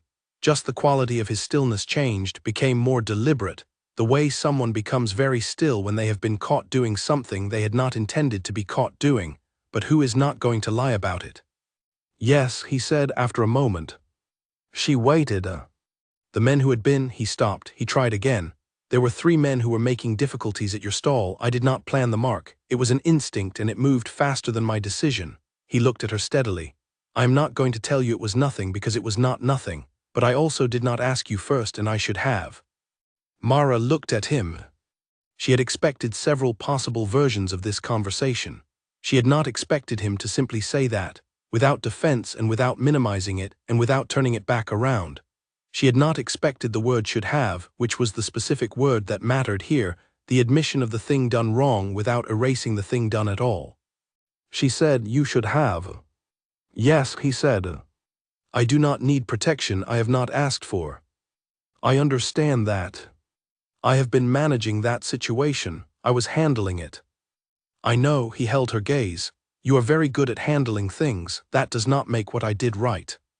She looked at him for a long moment. The mark is still there, she said. Yes, I can remove it if you want me to. She thought about the 3 men. She thought about what she had decided in the early hours, the essential shape of things. Not yet, she said. I would like to decide that for myself when I have thought about it. He nodded once. I need to know something, she said. Was that the only time? He understood what she was asking. Whether there had been other things, other moments when his instincts had moved into her life without being invited. She could see him considering it, the same way he considered everything, directly, without rush. The festival days, he said, I noticed the same men at previous markets. I asked a contact in the market to let me know if they became worse. They didn't, but I asked. She held that information. You have been watching this market, she said. I have been aware of it, he said with care. It is not the same thing as watching. She thought about whether that distinction mattered to her. She thought it mattered in the direction that complicated her anger rather than resolved it. Give me 3 days, she said. He said, all right. Come back in 3 days. I will have decided what I want to say to you about all of this. All right, he said again, and paid for his pie. She said, you do not come tomorrow or the day after. A beat, she knew what that cost him in whatever terms his world ran on. He said, understood. He left. Arthur from his crate said nothing for a full 5 minutes. Then he said, you handled that well. I haven't handled anything yet, Mara said. I have just asked for time. That's handling it, Arthur said. A lot of people don't ask for time. They either act or they don't, and then they live with what they didn't say. He looked at her sideways. What are you going to do with 3 days? Think, she said. About him or about what you want. She thought about the essential shape of things, the decision she had made at 3 in the morning when the extra complications had been stripped away. About what it means, she said, to decide something on purpose. Arthur nodded slowly, like a man who understood this very well. She served her next customer. The mark was still on the post. She did not look at it. She was aware of it the way you were aware of something that was waiting for you to make up your mind. 3 days. She had 3 days to find the words for something she had been feeling for 9 weeks, and had not, until now, allowed herself to claim as hers. She thought she was ready to claim it. She thought she was also going to be very clear about the terms. She thought, with the familiar practicality that had carried her through every hard thing, that this was going to require the kind of honesty she was better at with pies than with people, but that was something she was prepared to learn. She sold her last pie at midday. She packed up. She went home and sat at her kitchen table and got out a piece of paper and began, very quietly, to write down what she needed to say. 3 days was enough. She was not someone who needed more time than she needed. On the 2nd day, Nola came to the market. Mara knew Nola the way she knew most people who had been part of the Ashfield market scene for years. By name, by stall, by the particular personality that emerged over time in the context of shared commercial space. Nola sold woven cloth from the far end of the inner ring, had been doing it for 12 years, and had the kind of depth of knowledge about the market's social ecosystem that came from paying attention for a long time. She was also a shifter, which Mara had known for years, and which had never been relevant until now. Nola arrived at Mara's stall in the mid-morning quiet with 2 cups of tea, which she had apparently bought from the tea cellar near the main gate, and which she set on the counter with the air of someone who had decided this was going to be a seated conversation. "You look like you haven't slept," Nola said. "I slept adequately." "You look like someone who slept adequately and wishes they had slept better." She sat on the corner of the counter where there was room. "I heard about the mark." Mara was not surprised. Markets ran on information. "Everyone has heard about the mark," Mara said. "Not everyone understands it," Nola said. "I thought you might want someone who does." She wrapped both hands around her cup and looked at Mara with the steady, unhurried expression of someone who was not going to push. "Do you want me to explain it? You don't have to let me." Mara thought about her 3 days, and about the piece of paper on her kitchen table, and about the things she had written there, and the gaps she had not been able to fill. "Yes," she said. Nola drank her tea. She began. What Mara knew about protection marks was what most people in Ashfield knew. They were formal declarations, they had weight in pack law, they meant protection and claim in the same gesture. What she did not know, what Nola explained over the course of the next 40 minutes, with the thoroughness of someone who took the subject seriously, was the degree to which such marks were not consciously deployed in most cases. "It's not a decision the same way a human decision is," Nola said. "It's closer to what your body does when it's cold. You don't choose to shiver. The wolf part of us runs on very old patterns, and one of those patterns is protective marking around a mate." She paused. "That's what I'm telling you. If Cale Ashford put a protection mark on your stall, it's because his wolf has already decided you are his mate." Mara held her cup. "And him," she said, "the man, not the wolf." "That's the complicated part." Nola looked at her. "They are not separate. He is not at war with it, but the man part of him, the part that thinks about consequence and history and what he has the right to do, that part has been trying to move at your speed rather than his wolf's speed, which for a shifter who has found their mate is genuinely difficult. The wolf has one pace, the man has been holding it back." She paused. "For 9 weeks by my count." Mara looked at her. "Petra," Nola said. "Of course," Mara said. "Petra worries about you. She also keeps me updated on interesting developments." "I will speak to Petra." "Please don't. She means well and she is the source of most of the useful information in this market." Nola finished her tea. "The point I am making is this. The mark was not a decision about your life made without you. It was an instinct that got away from his control. There is a difference. The question is whether the difference matters to you." Mara thought about the piece of paper on the kitchen table, the things she had written there, the gaps. "What does the rest of it mean?" she said. "In pack law, the mark." Nola looked at her steadily. "It is the beginning of a mating declaration, not the end. There are more formal steps, all of which require consent from both people. The mark is the starting point. What comes after it only happens if both of you choose it." "He would have to ask," Mara said. "Yes, properly, in terms that could not be misunderstood." Nola picked up both cups to leave. "But I think you already knew he was going to." Mara thought about 9 weeks of mornings, "And I would like to come for another 9. "Yes," she said. Nola stepped down from the counter. She said, "For what it's worth, from someone who has watched this market for 12 years, I have never seen him come here. I have never seen him in any market, any public place, in a way that wasn't official business. He has been coming to your stall every morning for 9 weeks because he wants to, and he has been doing it at your pace, and he put that mark there because the wolf was not willing to let it go as well." She looked at Mara with something that was not sympathy exactly, more like recognition. "You deserve to know what you're actually dealing with." She left. Mara stood at her counter with the market moving around her, and thought about what she was actually dealing with. She served the rest of the morning in the steady, warm way that was her professional self, and she sold through most of her stock by early afternoon, and she packed up and went home and sat at the kitchen table with the piece of paper. She read what she had written. She picked up the pen. She filled in the gaps. What had been gaps were not gaps anymore. They were just things she had not known yet, and now she knew them, and the piece of paper was, by the end of the second day, full. She put it down. She made dinner, she ate it. She thought about what Nola had said. "He has been doing it at your pace." 9 weeks of mornings at her pace. which was slow because her pace was slow when it came to this kind of thing, had been slow for reasons she did not discuss but that were real, and he had matched it without knowing why she kept it, and without asking her to go faster. She thought about what that cost him. She thought about the wolf and the man, and the 9 weeks between them. She went to bed and slept better than she had in 3 days, which told her something. The third day was a regular market day, and she went to it and worked it the way she worked every market, and at midday when Arthur arrived and took his usual crate, she said, "He comes back tomorrow." "I know," Arthur said. "I know what I'm going to say." Arthur ate his pie. He did not ask. He had the excellent quality of knowing when information would be volunteered and when asking would just get in the way. She worked the afternoon. She went home. She reviewed the piece of paper one more time, not because she had forgotten anything on it, but because she was the kind of person who checked her work before she presented it. Everything was there. She went to bed early, she slept.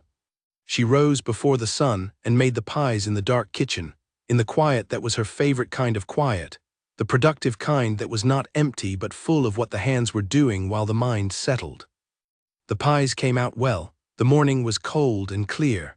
She loaded the cart and took the familiar road to the market and set up her stall. She was ready before she needed to be.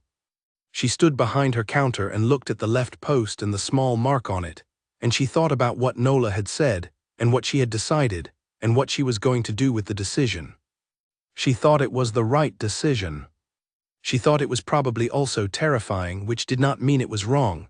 Some things were both. Arthur arrived. He took his crate. He said, "Good morning." She said, "Good morning, Arthur." The market filled around them and the morning light came in over the rooftops and she waited, and the market noise rose to its usual register, and she sold 4 pies to the early rush, and told a woman that the sweet ones would be available from Thursday, and directed a family toward the bread cellar for what they were actually looking for. And then she heard, under the market noise, the particular sound of footsteps approaching from the left. She had the pie ready. She did not look up immediately. She waited until he reached the counter, and then she looked at him, and she saw on his face something that was not quite uncertainty but was close to it, the face of a man who had spent 3 days in a version of the waiting that she understood very well. She said, "Good morning." He said, "Good morning." She handed him the pie. He did not reach for his coin. "I have things to say," she said. "Yes," he said. He did not rush her. "You were wrong to mark my stall without my knowledge, not because the instinct was wrong but because I deserved to be told before it happened, or immediately after, not to find out from someone else. That is not the way to do things." "I know," he said. "I am sorry." She looked at him. "I also know it was not calculated. I know it moved faster than you chose, and I know about the men." She held his gaze. "What I need you to understand is that I am not angry about the mark. I am angry about the not telling. Those are different things." "Yes," he said quietly. "If you are going to do things in your world that touch my life, I need to know about them. Not after, at the time, or before." She paused. "I do not want protection I have not chosen, but I am not going to pretend the 3 men disappearing was something I resented." He was very still. "I need you to tell me things," she said. "In plain words, not in marks on posts, not in coins and pie cloths and looks that mean something but don't say it. Tell me in words." A long moment. "That is fair," he said. "I know it is," she said. She looked at him across the counter of her small stall with the Ashfield market moving around them and the cold morning air between them and said, "So, tell me something in plain words." He looked at her. He did not hesitate. He said, "I have come here every morning for 9 weeks because you are someone I want to know. Not because of the bond my wolf found, though that is real and I am not going to pretend it is not. Because of you. Because of the way you talk about your grandmother and the way you handle a difficult customer and the fact that you came to the market in the rain. I have been going at your speed because it was the right speed. I should have said this sooner in actual words. I am saying it now." Mara looked at him for a moment. She said, "The rabbit and mushroom pie is yours if you want it." His expression shifted just slightly. "You made it." "I make it every day now. I find it's the best one." She held it out. "That is also in plain words." He took it. He paid. He said, "Tomorrow." "Tomorrow," she said. He left. Petra from 2 stalls down was looking at her. Mara looked back. Petra made no sound, no word, no expression that could be construed as gloating. She simply raised both hands very briefly in something that was not a gesture of celebration, and was also exactly a gesture of celebration. Mara turned back to her rack and smiled at no one, and let it sit there on her face for as long as it wanted to. The market around her kept its usual noise. People moved in and out of her line, buying pies, asking about fillings, commenting on the weather, counting out their coins with the unhurried competence of daily habit. Mara served them all with her usual warm efficiency, and inside she was doing something she had not done in a long time, something she had been careful not to do, which was simply allowing herself to feel good about a thing. She felt good about this thing. She did not add caveats, she did not balance it against risk, she did not remind herself of all the ways it could become complicated. Those things were real and she would attend to them in their proper time, and she was going to allow herself, for this one morning, to just stand here in the fact of it. He was going to come back tomorrow. He was going to come back the day after.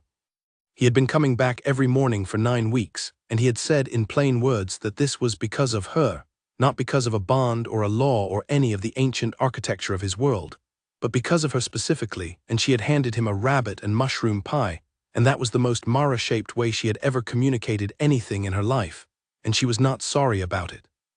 Arthur said mid-afternoon, "You look different." "I look the same." "You look the same on the outside," he said, with the precision of someone who had been watching people at a market stall for 3 years and had some data. "You look different in some other way I don't have a better word for." She thought about it. "I stopped pretending," she said. Arthur considered this. "That'll do it," he said. She sold the last of her stock at 3 in the afternoon, which was early even by her better days. She did not mind. She packed up the empty cart with the thoroughness she always brought to it, and loaded everything in the order she had established over 3 years of doing this, and she said good afternoon to Arthur and good night to Petra, and moved her cart toward the gate. Nola was at the gate, leaving at the same time. They walked together for a block without speaking, which was the comfortable silence of people who did not feel the need to fill quiet. Nola said, "You talked to him?" "Yes, and—" Mara thought about the right word for what had happened at her counter that morning. She thought about the plain statement he had made, and the pie she had handed over and tomorrow. "It's a beginning," she said. Nola made a small sound that acknowledged this well. "Beginnings are the hardest part." "I don't know," Mara said. "I think the hardest part was the middle, when I was pretending there wasn't a beginning." Nola smiled, "Fair." They reached the corner where their routes diverged. Nola turned east toward the cloth district. Mara turned west toward the lower district road. They said good evening and went their separate ways, and Mara walked home in the cooling afternoon with the empty cart and the full feeling she was no longer trying to name precisely. She got home, she put the cart away, she washed up. She sat at the kitchen table and did her accounts, which she always did on the days when she sold out, and the numbers were excellent. The day had been very good by every practical measurement. She looked at the piece of paper beside the accounts ledger, the things she had written there, the things she had said. She thought, "I did the thing I was afraid to do, and it went toward me instead of away." This did not always happen. She knew this. She was not naive about it. But it had happened today, and today was the only day she was currently living in, and she was going to let that be enough without immediately worrying about tomorrow. She put the piece of paper in the box with the cloth squares. 4 cloth squares and a piece of paper. She closed the box. She made dinner, she ate it. She thought about what came next in the practical sense. He would come back tomorrow and they would have another conversation, and those conversations would slowly become different things, and at some point there would be things she needed to understand about his world and things he needed to understand about hers, and it would not be simple. She was all right with not simple. She had built her life through complicated things. She was good at them. The complicated thing that was coming had a very different shape from the complicated things she had faced before, but she had the same tools she always had: her honesty, her practicality, her willingness to say the thing that needed to be said without decoration. She thought those tools would be enough. She went to bed. She slept. She woke up early, the way she always did, and lit the oven and began the dough, and the kitchen filled with the familiar warmth and the smell of it, and she worked in the dark with her hands doing what they always did. She made the rabbit and mushroom first. She made it carefully, the right amount of each thing, the balance she had worked out over 3 batches. She made enough for herself and for him. She made an extra one which she was going to give him tomorrow without explanation, which was its own kind of language and which she was comfortable with. The pies went into the oven. She waited. She thought about how different the waiting felt now compared to a week ago. The quality of the waiting had changed. It was not the waiting of someone holding something back. It was just the ordinary waiting of mourning, the time between the making and the having, which was a necessary part of the process and not the bad part. The pies came out. She arranged them in the order she always used, best ones first in the better cloth, the rabbit ones she wrapped separately. She loaded the cart. She took the road. The morning was still dark when she arrived at the market, the kind of dark that had a little light in it, the sky just beginning to gray at the edges. She set up fast, the way she always did, and by the time the first customers arrived she was ready. The morning filled. She sold steadily and well, and she was warm from the brazier under the cart, and warm from the movement of the work, and warm from the thing inside her, that she was no longer trying to qualify. She heard his footsteps. She had the rabbit and mushroom pie ready in her hand before he reached the counter. He arrived, he looked at the pie in her hand, he looked at her face. She said, "Good morning." He said, "Good morning." She handed him the pie. He said, "This is new." "From the experimental batch," she said. "I have been making it every morning." He understood what she was saying, she saw it in his face. "For how long?" "Since the day after the festival," she said. Which was the day after she had learned about the mark. Which meant she had been making the pie for him every morning through the 3 days she had asked for, through the waiting, through all of it. He held the pie. He said, "I did not come the 2 days you asked." "I know," she said. "It was very difficult," he said simply. "I know that too," she said. A pause, just a breath of one. "Thank you," he said, "for what you said yesterday." She said, "Thank you for what you said." He paid, he left. She watched him go the way she had watched him go every morning for 9 weeks and 10 days, and she felt the warmth in her chest that was not new, but that she was new to feeling without bracing against it. She turned back to her work. The morning continued. She was not pretending anymore. It felt, she thought, like finally getting the crust right. Like trusting it at the right moment and stepping back and letting it be what it was going to be, without trying to fix it into some other shape. She had been making excellent pies for a long time. She was learning, somewhat later than her grandmother would have preferred, to apply the same skill to the rest of things. 3 weeks after the conversation at the counter, Cale Ashford did not come to the market.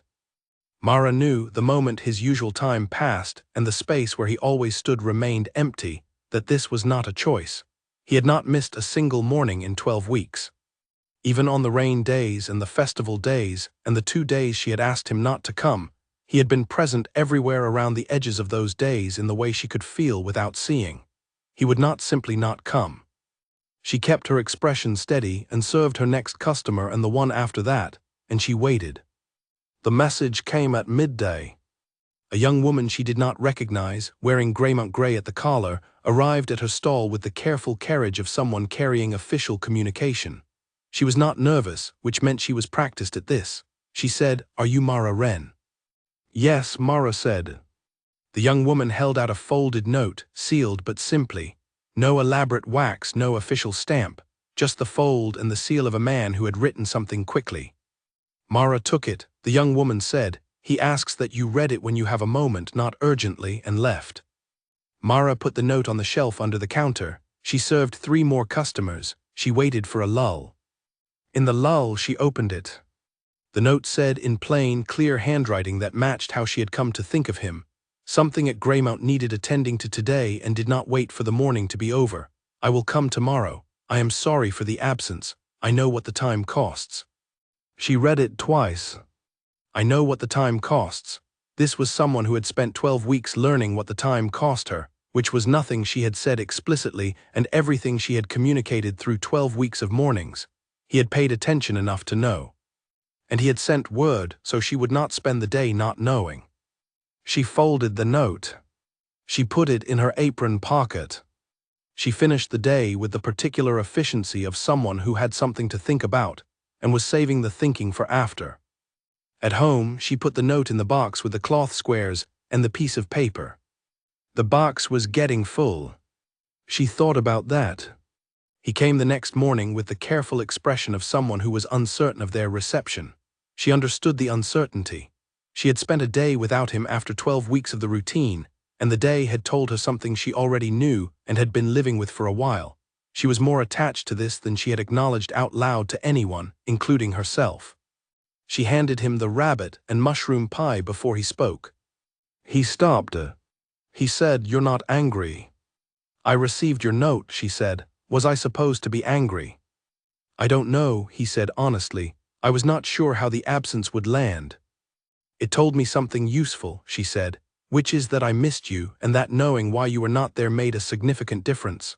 She looked at him steadily. "I am not someone who handles silence without information well." He held this. "I will remember that." "Good." She leaned on the counter slightly. "What happened at Greymount?" He looked at her. This was a different kind of question from the ones they had been asking. This was a question about his life, not about the space between them at her stall. "A territorial challenge from the Southern faction," he said. "The one that has been building for some months. It arrived formally yesterday morning." "Arrived formally," she said. "What does that mean?" In pack law, a formal challenge is a documented claim to disputed territory. The alpha of the claiming pack makes the declaration and the alpha of the current territory has a fixed period to respond. He paused. "It is not dangerous in itself. It is time-consuming and requires legal precision, which means spending a day with counsel rather than doing anything I would rather do." "Do you expect it to become dangerous?" "I expect it to be resolved before it becomes dangerous," he said. "It is a legal maneuver, not a genuine threat. The Southern faction has land grievances that have legitimate aspects and illegitimate aspects, and the negotiation will sort them." He said this without drama, with the particular matter-of-fact quality of someone for whom this was just the work. She thought about what it meant to have that be just the work. "You deal with this regularly," she said. "Regularly enough to have a process for it," he said. She looked at him. She had been doing this more often lately, just looking at him, not as a transaction or even as the particular pointed awareness she had spent months managing, but as the looking you did when someone was becoming more than familiar. "What else?" she said. He blinked just slightly. "You said the challenge was one thing," she said. "Something else came with it." A pause. "You are very observant." "I run a market stall. I read people for a living." She waited. He said, "Elaine, my senior counsel advisor, asked me directly yesterday why I have been going to the Ashfield market every morning for 3 months." "What did you tell her?" "The truth," he said. "I told her I had met someone." The morning air was cold and clear. Mara could hear the market moving behind him, the normal noise of trade and conversation, and it felt very far away. "What did she say?" Mara asked. "She said she would like to meet you when the time came." He looked at her carefully. "That conversation is not imminent. I am not telling you this to pressure you toward anything. I am telling you because you asked me to tell you things, and this is a thing that happened." She absorbed this. She said, "Your world is going to notice me eventually." "Yes," he said, "it already has to a degree." "What does that mean for me?" "It means some people will be curious about you, some will be cautious. Some will have opinions about whether a human woman is the right choice for an alpha king, and those opinions will not always be quiet." He held her gaze. "I want you to know about this before it becomes something you encounter without preparation." She said, "Are you warning me off?" "No," he said very clearly. "Good," she said. "Because I would not respond well to that." "I know," he said, and there was something in it that was the beginning of warmth, the specific kind that came from being known. She straightened. "I will think about all of this," she said, "about what it means and what I need and what questions I have, and I will ask you those questions when I have them and I expect real answers." "You will have them." Good, she handed him a second pie without comment. He looked at the second one. It is the experimental lamb and juniper with the thyme crust, she said. I made it this morning. I want your opinion on the thyme. He took it. Come back tomorrow, she said. I will, he said. He turned to go, then turned back. Mara. She waited. I am going to keep being honest with you about my world, he said, even when it is inconvenient, because it is yours too now, partly, and you deserve to know what you are moving toward. She looked at him for a long moment. She said, tomorrow. He left. She held herself very still for a moment, and then Arthur arrived with his crate, earlier than usual, which told her he had been waiting to hear how the morning went. She said, he told his counsel about me. Arthur nodded, and his senior advisor wants to meet me eventually. That's forward progress, Arthur said. It is terrifying, she said. Yes, he agreed, most forward progress is. He picked up his pie with the comfortable certainty of a man who has accepted life's complications and found them interesting. You are going to be fine. She did not say anything. You are, he said again, quietly, with the particular weight of someone who meant it rather than just said it. She nodded. She turned back to her rack. The morning was clear and cold, and the market was full of the ordinary noise of people going about their days, and somewhere inside her something had shifted again, had moved one step further from the person who had kept an extra pie on the rack without admitting why, toward the person who was going to walk on purpose into whatever came next. She was not there yet. She was closer than she had been yesterday. She thought that was enough. She thought, stop fixing it, trust it. She trusted it.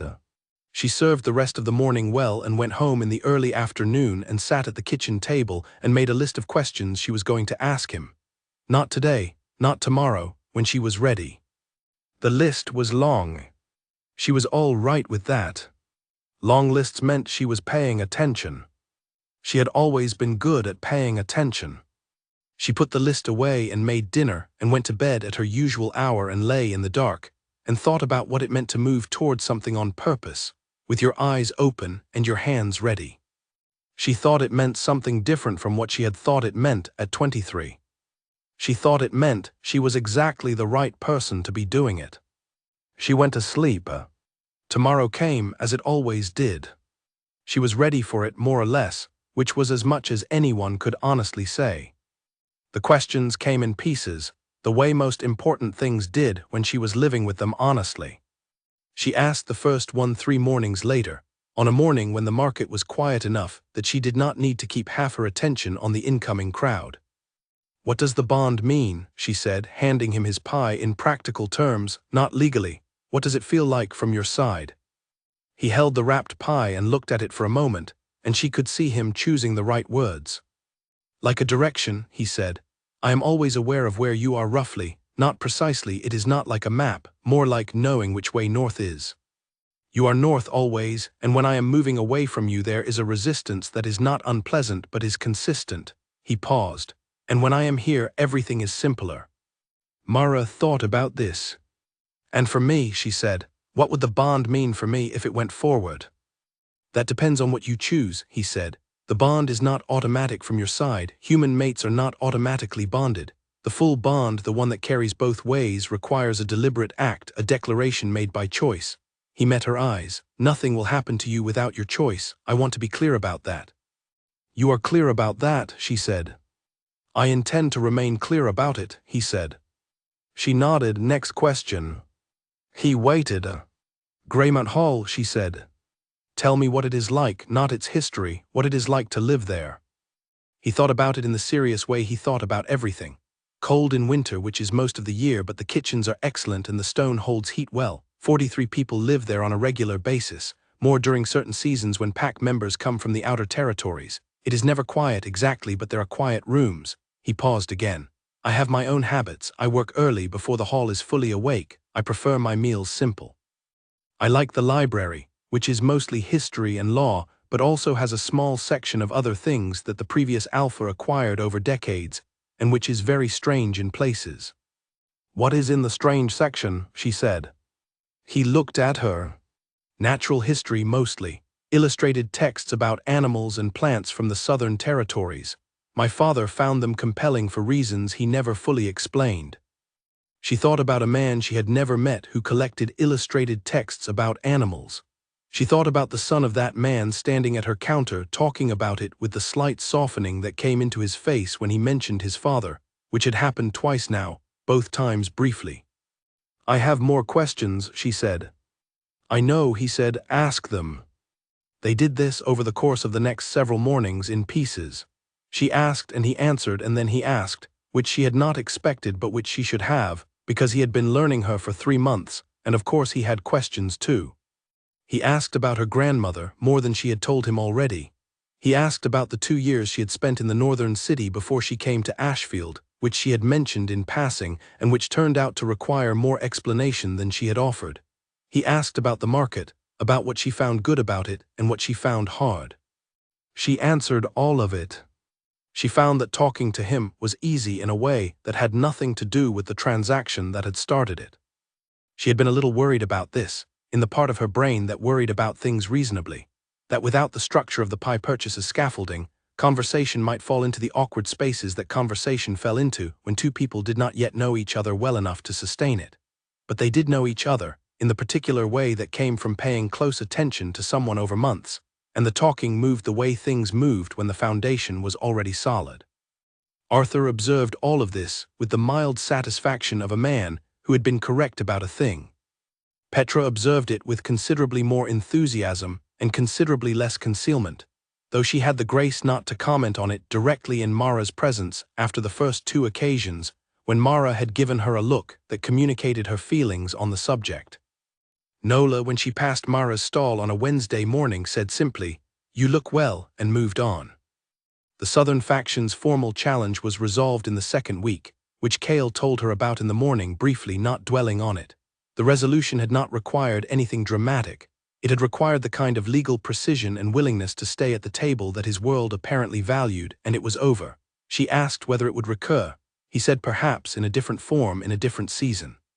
She said, "And you deal with that?" He said yes. She said all right. She was learning the shape of his life by these pieces.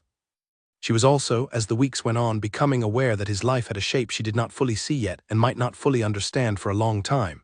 She was human. She would always be human. She would learn Greymount pack law and pack custom and the particular way his world worked, but she would learn it the way you learned a language that was not your first. Well and genuinely, and always with the slight awareness that there were things that would never translate perfectly. She decided she was all right with that. There were things about her world that probably did not translate into his, either. The particular discipline of a market stall.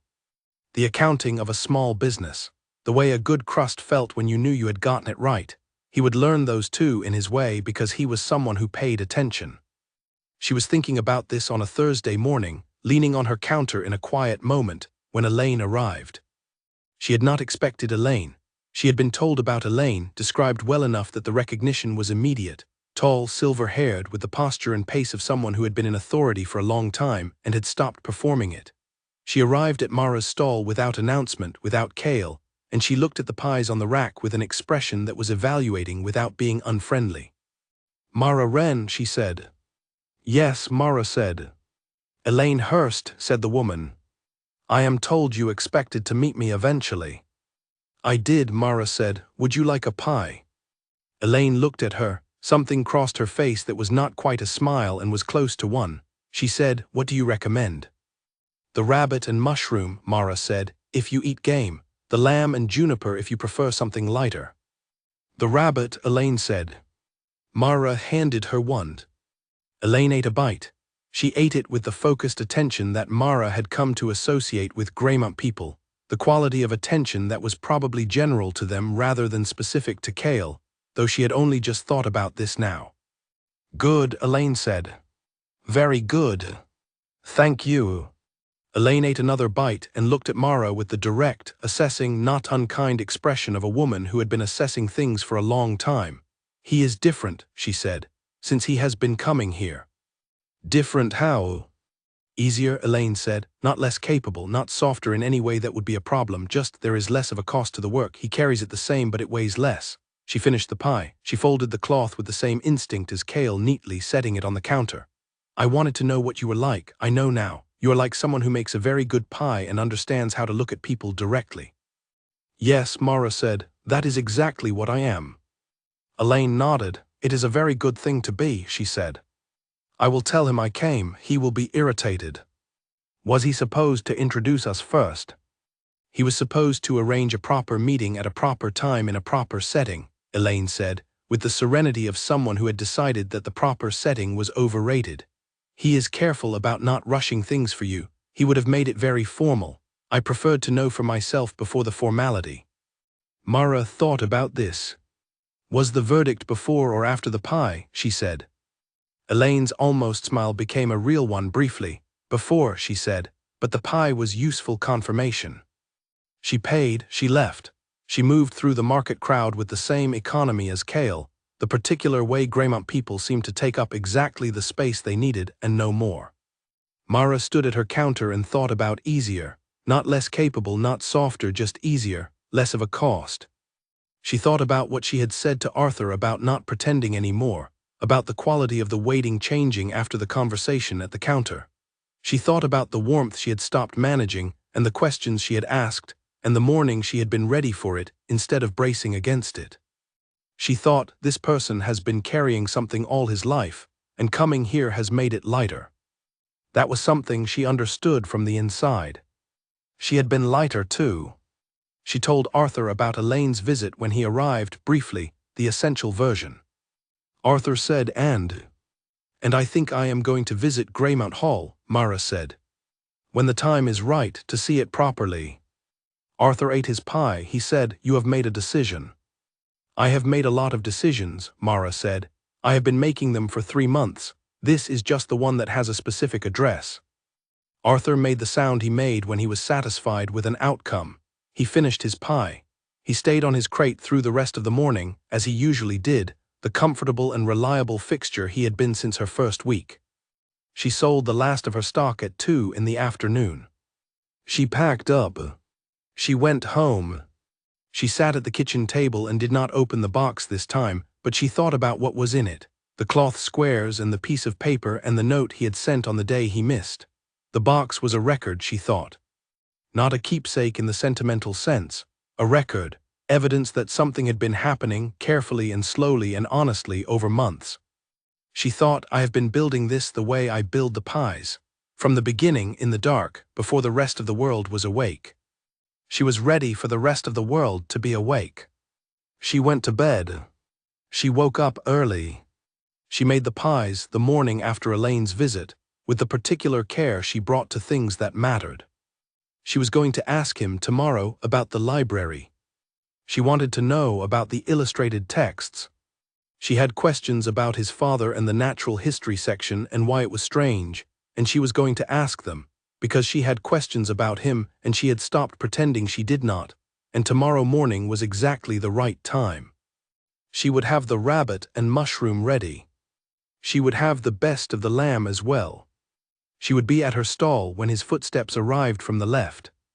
And she would ask her questions, and he would answer them, and whatever this was becoming would become it, and she was going to trust the dough. She was done trying to fix it into something smaller than it was. She went to Greymount Hall on a Saturday. Not because she was ready in any complete sense of the word. She had made peace with the idea that she would never be entirely ready. That readiness was something you felt partially and chose the rest. She was 60% ready. She chose the other 40. Cale had offered more than once. He had not pushed. This was consistent with how he did everything, and she had stopped being surprised by it and started being grateful for it, which was its own kind of development. He had said, when it comes to that, I would like to show you myself, and she had said, I know, and eventually she had named the day and told him she would come on Saturday morning, after the market closed. The market closed early on Saturdays in winter. She was done by 1 in the afternoon. She walked from the market to the North Road, which took her out of the lower district and through the mid-city and up through the old quarter, where the buildings got wider and older, and then onto the road that climbed gradually toward the north edge of the city, where Greymount Hall sat behind its old stone wall. She had seen the wall from the city below. Most people had seen the wall. It was one of the landmarks that defined Ashfield's northern skyline, stone and old, with the Greymount banner at the highest point. She had looked at it from the market on clear days and thought, in the abstract way of someone considering a fact that did not yet concern them, that it was impressive. Up close it was larger. The gate was open. A woman she did not recognize, another Greymount guard by her bearing, was at the gatehouse. She looked at Mara when she arrived and said, "Mara Wren." "Yes," Mara said. "He is expecting you," the woman said, and opened the inner gate. Mara walked through. The hall was across a courtyard that was larger than she had expected, stone-paved and broad, with a well in the center and several outbuildings arranged around the periphery. It was not empty. 3 people were crossing toward one of the outbuildings with purpose, and 2 more were talking near the far wall. They all looked at her with the same quality of attention she had come to associate with the whole pack, direct and assessing and not hostile. Cale was in the doorway of the main hall. He had seen her coming. He came down the steps as she crossed the courtyard, and she thought, not for the first time, about how he moved, with the unhurried certainty of someone who did not need to perform anything. He stopped when she reached him. He said, "You came."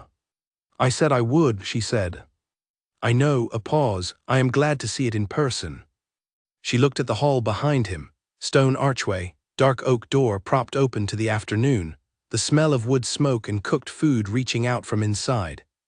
"Show me the library first," she said. He blinked slightly, then the corner of his mouth changed. "You have been thinking about the library." "I have been thinking about the illustrated texts in the strange section," she said. "I have had questions about them for 2 weeks." He stepped aside and gestured her in. The hall was warm. The entryway was wide and high-ceilinged and paneled in wood that was very dark with age, and there were maps on the wall, framed ones, which she noted and planned to ask about. He led her through the entryway and through a long corridor and into a room at the back of the hall that was, as he had said, mostly history and law, shelved in the organized way of people who used their books rather than displayed them. The spines were worn. The shelves were full but not chaotic. The strange section was in the far corner. She recognized it because it was the only part of the room where the ordering principle seemed to be something other than subject matter. Natural history, yes, but also accounts of sea voyages, a book of star charts that looked very old, 3 volumes on the cultivation of plants in the southern territories that were illustrated with the detailed precision of scientific drawings, and a large folio she lifted and opened and found to be a collection of drawings of birds from regions she had never visited. He bought things that interested him, Cale said from just behind her, not systematically, just when something caught his attention. What caught his attention about the birds? He had been to the southern coast once, Cale said, before he was Alpha. He told me the birds there were unlike anything he had seen. He bought the folio to remember them. A pause. He never went back. He said he preferred the memory clean. Mara held the folio open to a page of long-legged shorebirds, illustrated in careful ink with small notations beside each one. She thought about a man who had been to the southern coast once and bought a book of birds and never returned. "What was he like?" she said. Cale considered. Serious, patient in the ways that mattered and impatient in the ways that didn't. He laughed at specific things and nothing else. He paused again. "He would have liked you." She looked at him over the open folio. "What makes you think so?" "He liked people who said what they meant," Cale said.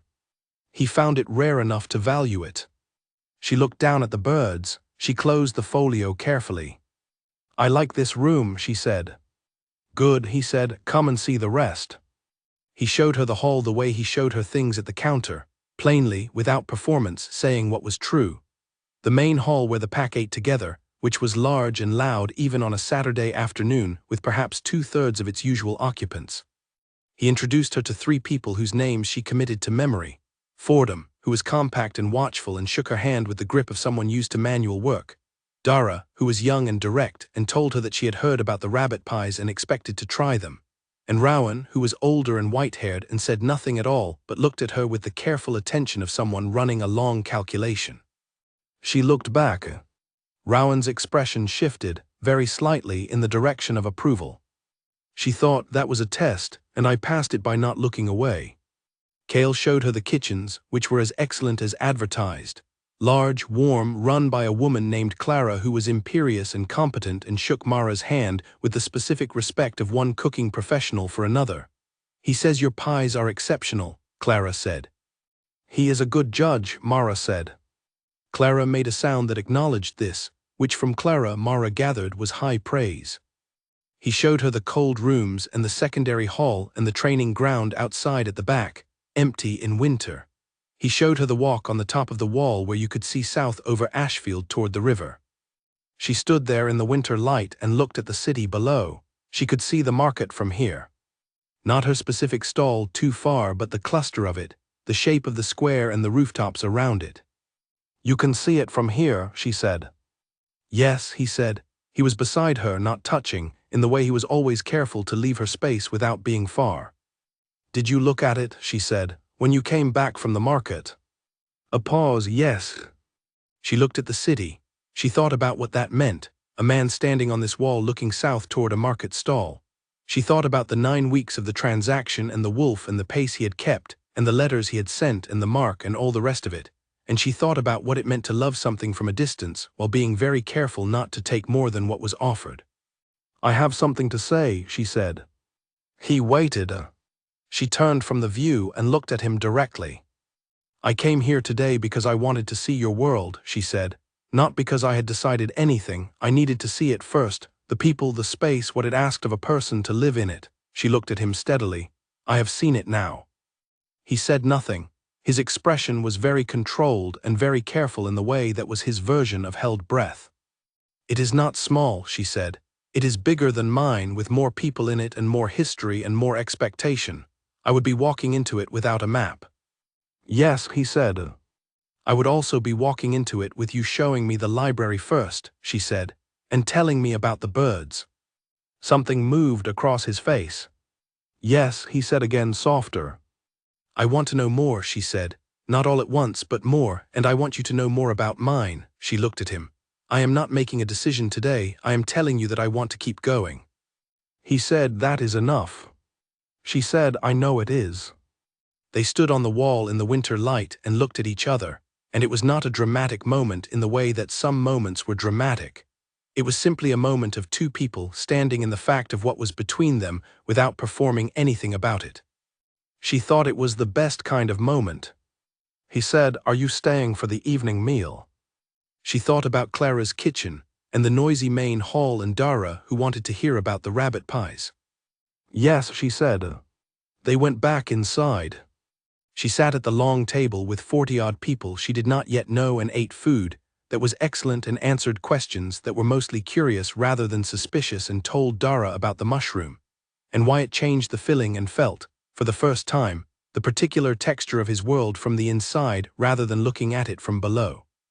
It was loud, it was warm, it was full of the particular energy of people who were used to each other in the specific way that came from shared history and shared space and shared rules. She thought, I could learn this. I could become known in this room the way I am known at the market over time through the daily business of being here. She looked down the table at Cale, who was talking to Rowan about something that had the quality of official business, and he looked up and saw her looking, and the expression on his face was the one she had learned to recognize now, the one that was the wolf and the man together, not pretending to be separate. She looked away first. She thought, I am going to stop looking away first. She thought that was going to take practice, but that she had always been good at the things that required practice. She stayed until the evening got late. She made her farewells, which took longer than she expected because Dara had follow-up questions about the herb sourcing, and Fordham wanted to know about the market days, and Clara appeared from the kitchens with a wrapped portion for her to take home, and the word that she would be expecting a full explanation of the time crust variation. She left through the gate she had come in. She walked down the north road toward the lower district.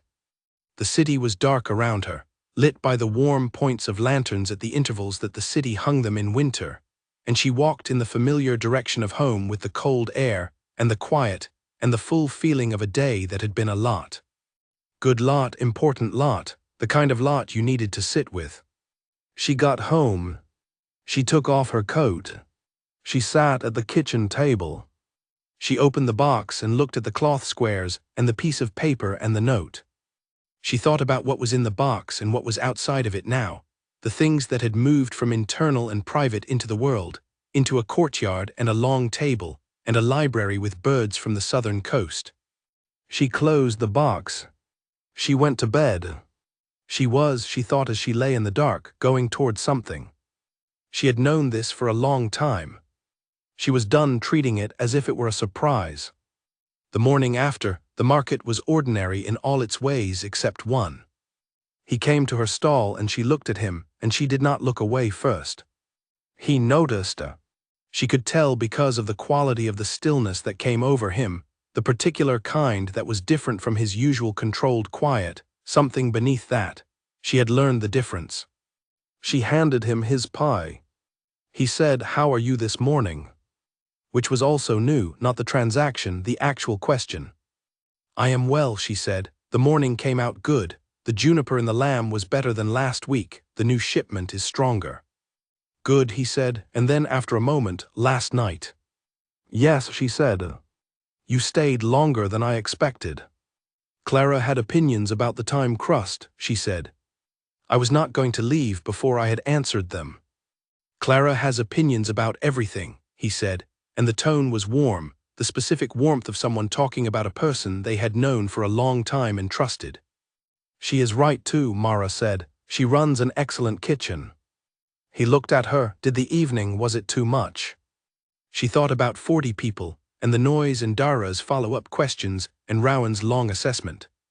"No," she said, "it was a lot, but a lot is not the same as too much." "Good," he said, "good." She leaned on the counter slightly. The morning was cold and still, and the market was moving at its early pace, not yet fully open to the day. She said, "I would like to come back." He said, "Yes." "Not this week," she said. "I have the festival batch to prepare, and the Thursday inventory takes the whole afternoon, but the week after." "I will make sure the library is available," he said. She thought about the folio with the shorebirds. "I want to look at the star charts." His expression did the thing it did sometimes when something surprised him in a way he was pleased by, a very small shift in the landscape of his face. "The star charts are very old," he said. "They are not particularly accurate." "I know, I want to see where they were wrong." He looked at her for a moment longer than the transaction required. "The week after," he said. "The week after," she confirmed. He paid, he left. She watched him walk away through the morning market and thought about the particular journey from that first morning 13 weeks ago to this one. The distance of it, not in miles, but in the more important kind of distance, the kind you covered by being honest about things you were afraid to say and trusting the result. 13 weeks. In 13 weeks, she had become someone who was planning a second visit to a pack hall to look at inaccurate star charts with an Alpha King, and she was going to look him in the face when she said she was coming, and she was not going to pretend she did not want to be there. This was a significant development. Arthur arrived with his crate. He looked at her. She said, "I went to Greymont Hall yesterday." He set his crate down carefully. He sat. And he said, "And it is large and loud and warm and has a library with a strange section." She handed him his pie before he could ask, "And I am going back in 2 weeks." Arthur held his pie and looked at it, and then looked at her with the expression she had come to associate with the moments when he was not going to say the obvious thing, because the obvious thing did not need saying. "Good," he said. She nodded. They were quiet for a moment in the comfortable way of people who did not need to fill silence. The market opened fully around them, noise rising to its usual pitch, the day taking hold. She served a family from the east side, and a group of young people who could not decide what they wanted, and the butcher from the lane behind the market who came every Monday for the same thing without variation. She worked. She thought intermittently and without trying to manage it, about the library and the wall and the view of the market from above, and about Cale looking up from his conversation with Rowan to find her watching him. She thought about looking away first and the decision she had made on the walk home. She thought about practice. She had always been good at the things that required practice. She would get there. In the meantime, pies, and the morning, and the sound of his footsteps arriving at his usual time tomorrow, and the pie she would have ready before he asked, and the question she was going to ask him about his father's one trip to the southern coast. She had been saving that question. She thought she would ask it tomorrow. She was done saving things. The document arrived at Greymount Hall on a Wednesday morning. Rowan brought it. He appeared in the doorway of Cale's office while Cale was going through the morning's correspondence, and this alone was unusual enough to make Cale set down what he was reading. Rowan had been in Greymount service for 30 years and had served 3 alphas, and he brought documents to Cale's office rather than sending someone else to do it only when the documents were of a particular weight. The document he set on the desk was a formal pack registry folio, old binding, Greymount crest on the cover. Cale looked at it. "When did this arrive?" he said. "It has not arrived," Rowan said. "It has been here. It was generated by Pack Law in the week following the Lunar Festival mark. I found it during the routine registry review that happens every quarter." He paused. "I should have found it sooner. I apologize for that." Cale looked at the folio. He said, "What is in it?" Rowan sat, which he rarely did unless invited. In the week following a formal protection mark made by an alpha in a mating context, Pack Law automatically initiates the first stages of a mating declaration. This is old law. It predates conscious process. It was written in a time when such things moved differently. He folded his hands. The protection mark you placed at the festival triggered 3 of the 5 formal declaration steps automatically. They were completed by Pack Registry without your signature or your knowledge, because they required only the mark itself as authorization. Cale was very still. "What are the 3 steps?" he said. Rowan told him. The first step was the intent registry, a record in the official Greymount documentation that the alpha had identified a mate candidate, completed and sealed. The second step was the territory declaration, a formal registration of the mate candidate's home or primary occupation location as under Greymount protection. The market stall with its post and the carved mark was now in the official records as Greymount protected territory, completed and sealed. The third step was the witness registry, a formal notification sent to the 3 eldest pack members that the alpha was pursuing a mating bond. Rowan, by Pack Law, was one of the 3 eldest. He had received his notification 4 weeks ago. He had assumed incorrectly that Cale had known. Cale looked at the folio. The 2 remaining steps required active choice. Step 4 was the formal declaration to the mate candidate, a spoken statement made in person, witnessed, in terms that could not be misunderstood. Step 5 was the response, the mate candidate's answer, also witnessed, also formal. Without those 2 steps, what existed was the beginning of a declaration, legal, real, and made almost entirely by the instinct of the wolf working through old Pack Law rather than by Cale's deliberate hand. He thought about Mara saying, "You should have told me."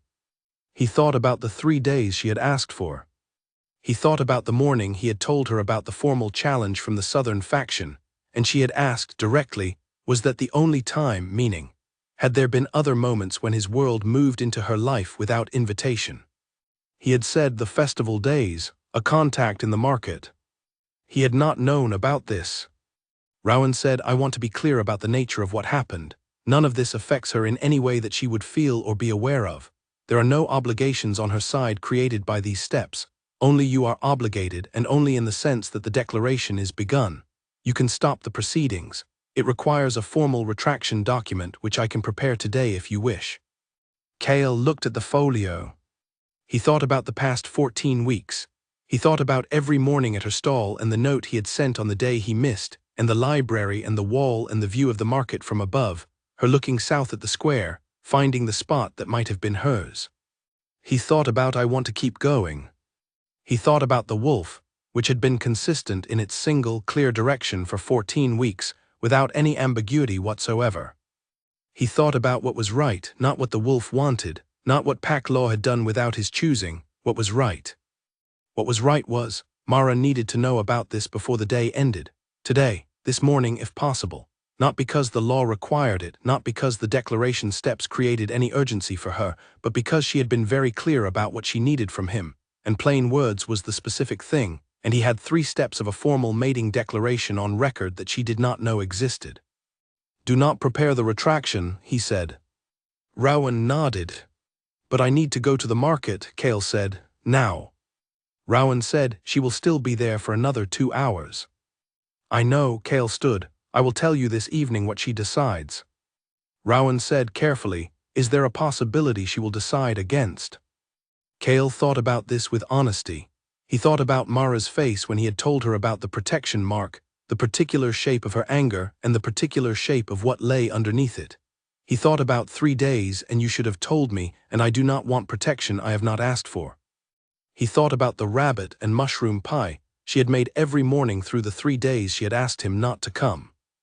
There is a possibility, he said, that she will be angry. There is less of a possibility that she will decide against. He said it without arrogance, just honestly. Rowan said, then go. He went. The market was in its mid-morning rhythm when he arrived. He found her stall in the way he always found it, by the direction the wolf pointed him, north becoming the specific north that was always her. She was serving a customer as he arrived, and he waited in the way he always waited, without impatience in the line.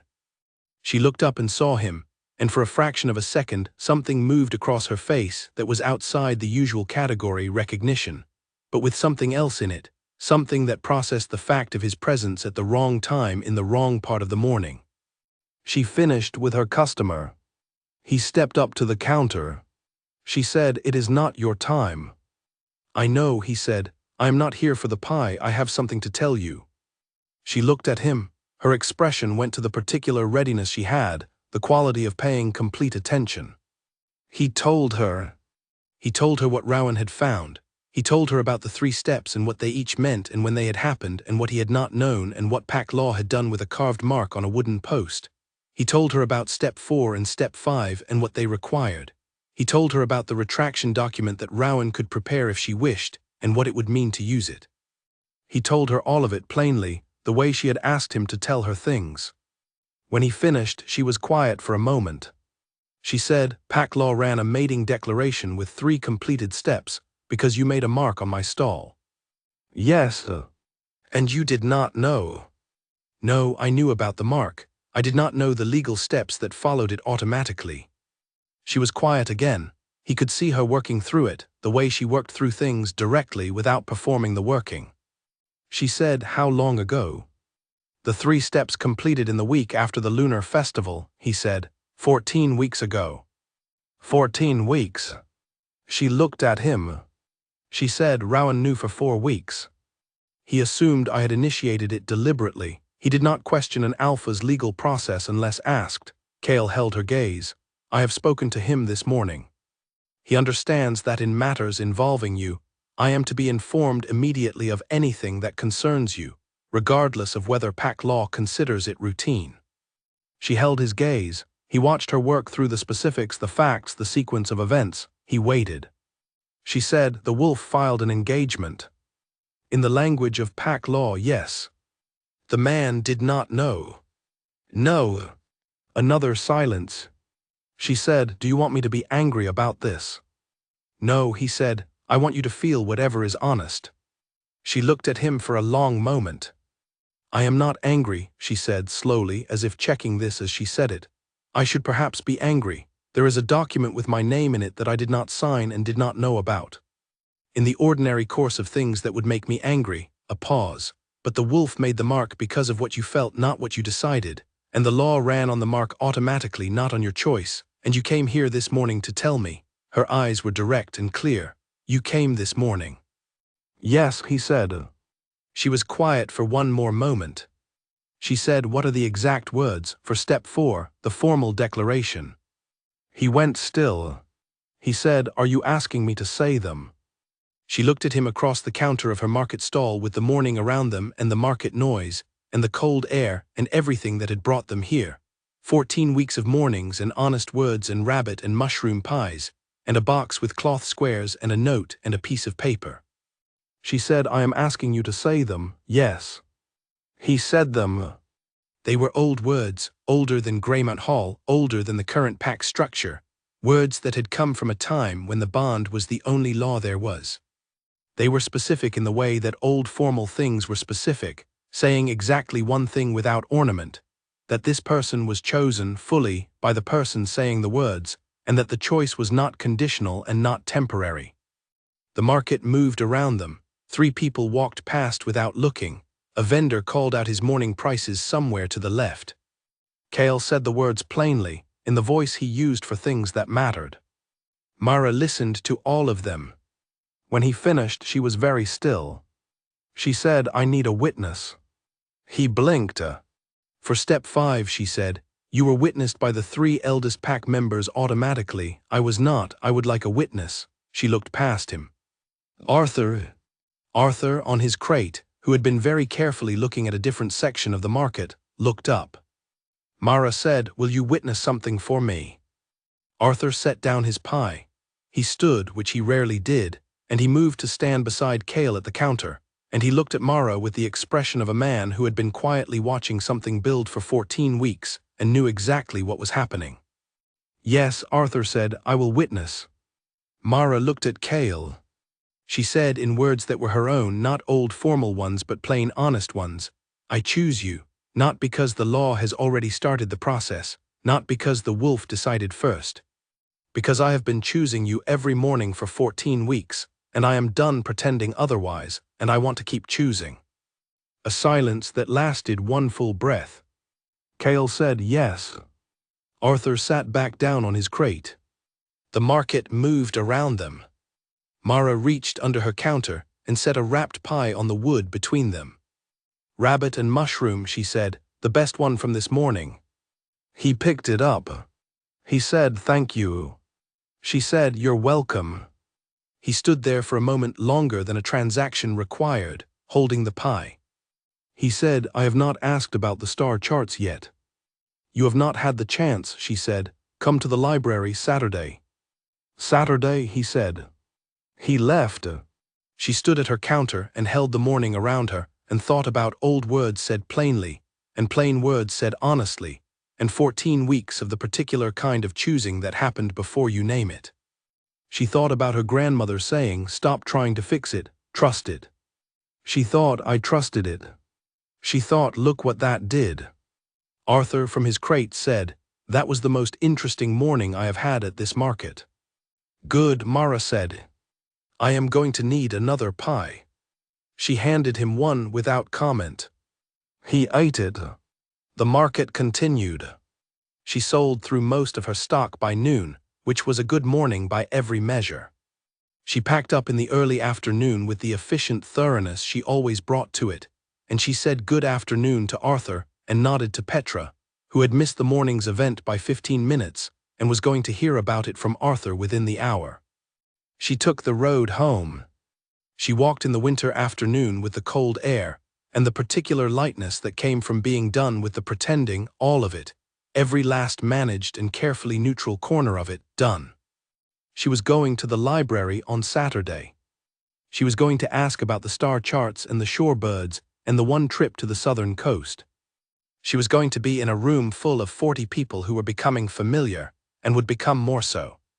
She was going to do all of it with her full attention, which was the only way she knew how to do anything. She got home. She sat at the kitchen table. She opened the box. She looked at the cloth squares and the piece of paper and the note, and she thought about everything that had fit inside the box and everything that had outgrown it. She closed it. She thought about what came next. She thought, whatever it is, I am ready for it. She thought, I have been ready for it since the morning I stopped pretending otherwise. She made tea. She sat with it. The evening came in over the rooftops of the lower district, cold and clear, and the lanterns came on one by one along the street outside her window, and she sat at the table in the warmth of her kitchen and felt, for the first time in a very long time, that she was exactly where she was supposed to be. She had been building toward this. She had been building toward it before she knew she was building, the way the good things always started. She finished her tea. She went to bed early. She slept. She was ready for Saturday. Petra arrived at her stall the next morning at 7 minutes past the hour, which was earlier than her usual arrival time, which told Mara that Arthur had not waited until she was out of earshot before beginning his account. Petra stood at the counter. Mara said, "Good morning." Petra said, "Arthur told me. I assumed he would." He told me, Petra said, with the quality of someone who has received large amounts of information and is still processing them, about the document and the steps and the old words and Arthur being a witness. She paused. He cried a little. Mara looked at the rack. Did he? He says he did not, but he absolutely did. Petra leaned on the counter. Mara. Petra. You said yes. I said what I said, Mara said, which was different from yes and also meant the same thing. Petra made a sound that was halfway between a laugh and something more genuine. She said, "Are you all right?" Mara thought about this honestly. She said, "I am very well. I am also going to need to make adjustments to certain things in my life over the next months, and I have a long list of questions and approximately 40 new people to learn and a library full of natural history texts and the beginning of an understanding of Pack law." She looked at Petra. "So I am also busy." "You have always been good at busy," Petra said. "I have," Mara said. "He came here himself," Petra said, "in the middle of the morning without his time to tell you." "Yes," Mara said. Petra was quiet for a moment with the softness that came out of her occasionally when the subject deserved it. She said, "Good, he should have." "He did," Mara said. Petra straightened. She picked up a pie she had not paid for yet, and Mara let her because they had an informal arrangement going back 18 months that kept track of itself. She said, "So what happens now, for the two of you?" Mara thought about Saturday and the star charts in the library, and the room full of 40 people she was going to learn. "Step 4 and Step 5 are documented," she said, "which means the formal mating declaration is complete. What happens after the documentation is the bonding ceremony itself, which is Pack tradition and not legally required, but which is, apparently, the thing the Pack expects, and which Elaine will probably begin organizing before I have a chance to suggest a timeline." Petra said, "A bonding ceremony?" "Yes, a Pack bonding ceremony." "Yes, Petra." Petra looked at her with the expression of someone trying to hold several large ideas at once. "You are going to have a bonding ceremony with the Alpha King of Greymount." "I am going to have a bonding ceremony with Chaol," Mara said, because the title was real and she respected it, but it was not the word that sat most naturally when she was in her own kitchen making pies at 4 in the morning. "Who is also the Alpha King of Greymount?" Petra was quiet. Then she said, "Your grandmother would have liked this." Mara thought about that. She thought about her grandmother, who had been a woman of few words and precise opinions, and who had fed 2 ruined batches of pie to the chickens with the matter-of-fact serenity of someone who had already known it was going to take 3 attempts. "Yes," Mara said, "I think she would." Petra left. The morning continued. Chaol came at his usual time. He said good morning. She said good morning. She handed him the rabbit and mushroom without comment, and he took it and paid. And for a moment they looked at each other across the counter with the morning between them. The same morning that had always been between them, except that now it was different, and they both knew it, and neither of them felt the need to say so because some things were communicated better by the act of being in them together. He said Saturday. Saturday, she confirmed. He left. She sold pies through the morning and into the afternoon and packed up at her usual time and took the road home. And on the road she stopped, as she had stopped once before, in the middle of the street, and let herself feel the full weight of what had happened. This time the feeling was not complicated. It was just large. She stood in the street and held it for a moment, and then she walked on, because she had things to do and the feeling would still be there when she was done with them. She got home. She did her accounts. She made dinner. She sat at the kitchen table in the evening quiet and thought about all the practical things that were going to need addressing. The stall and whether to hire help now that certain mornings would require her to be in 2 places, and the question of her rented house and whether to keep it for now and for how long, and the 40 people at Greymount Hall and how long it would take to know them properly, and Elaine's likely timeline for the bonding ceremony and what Mara would and would not agree to in terms of formality.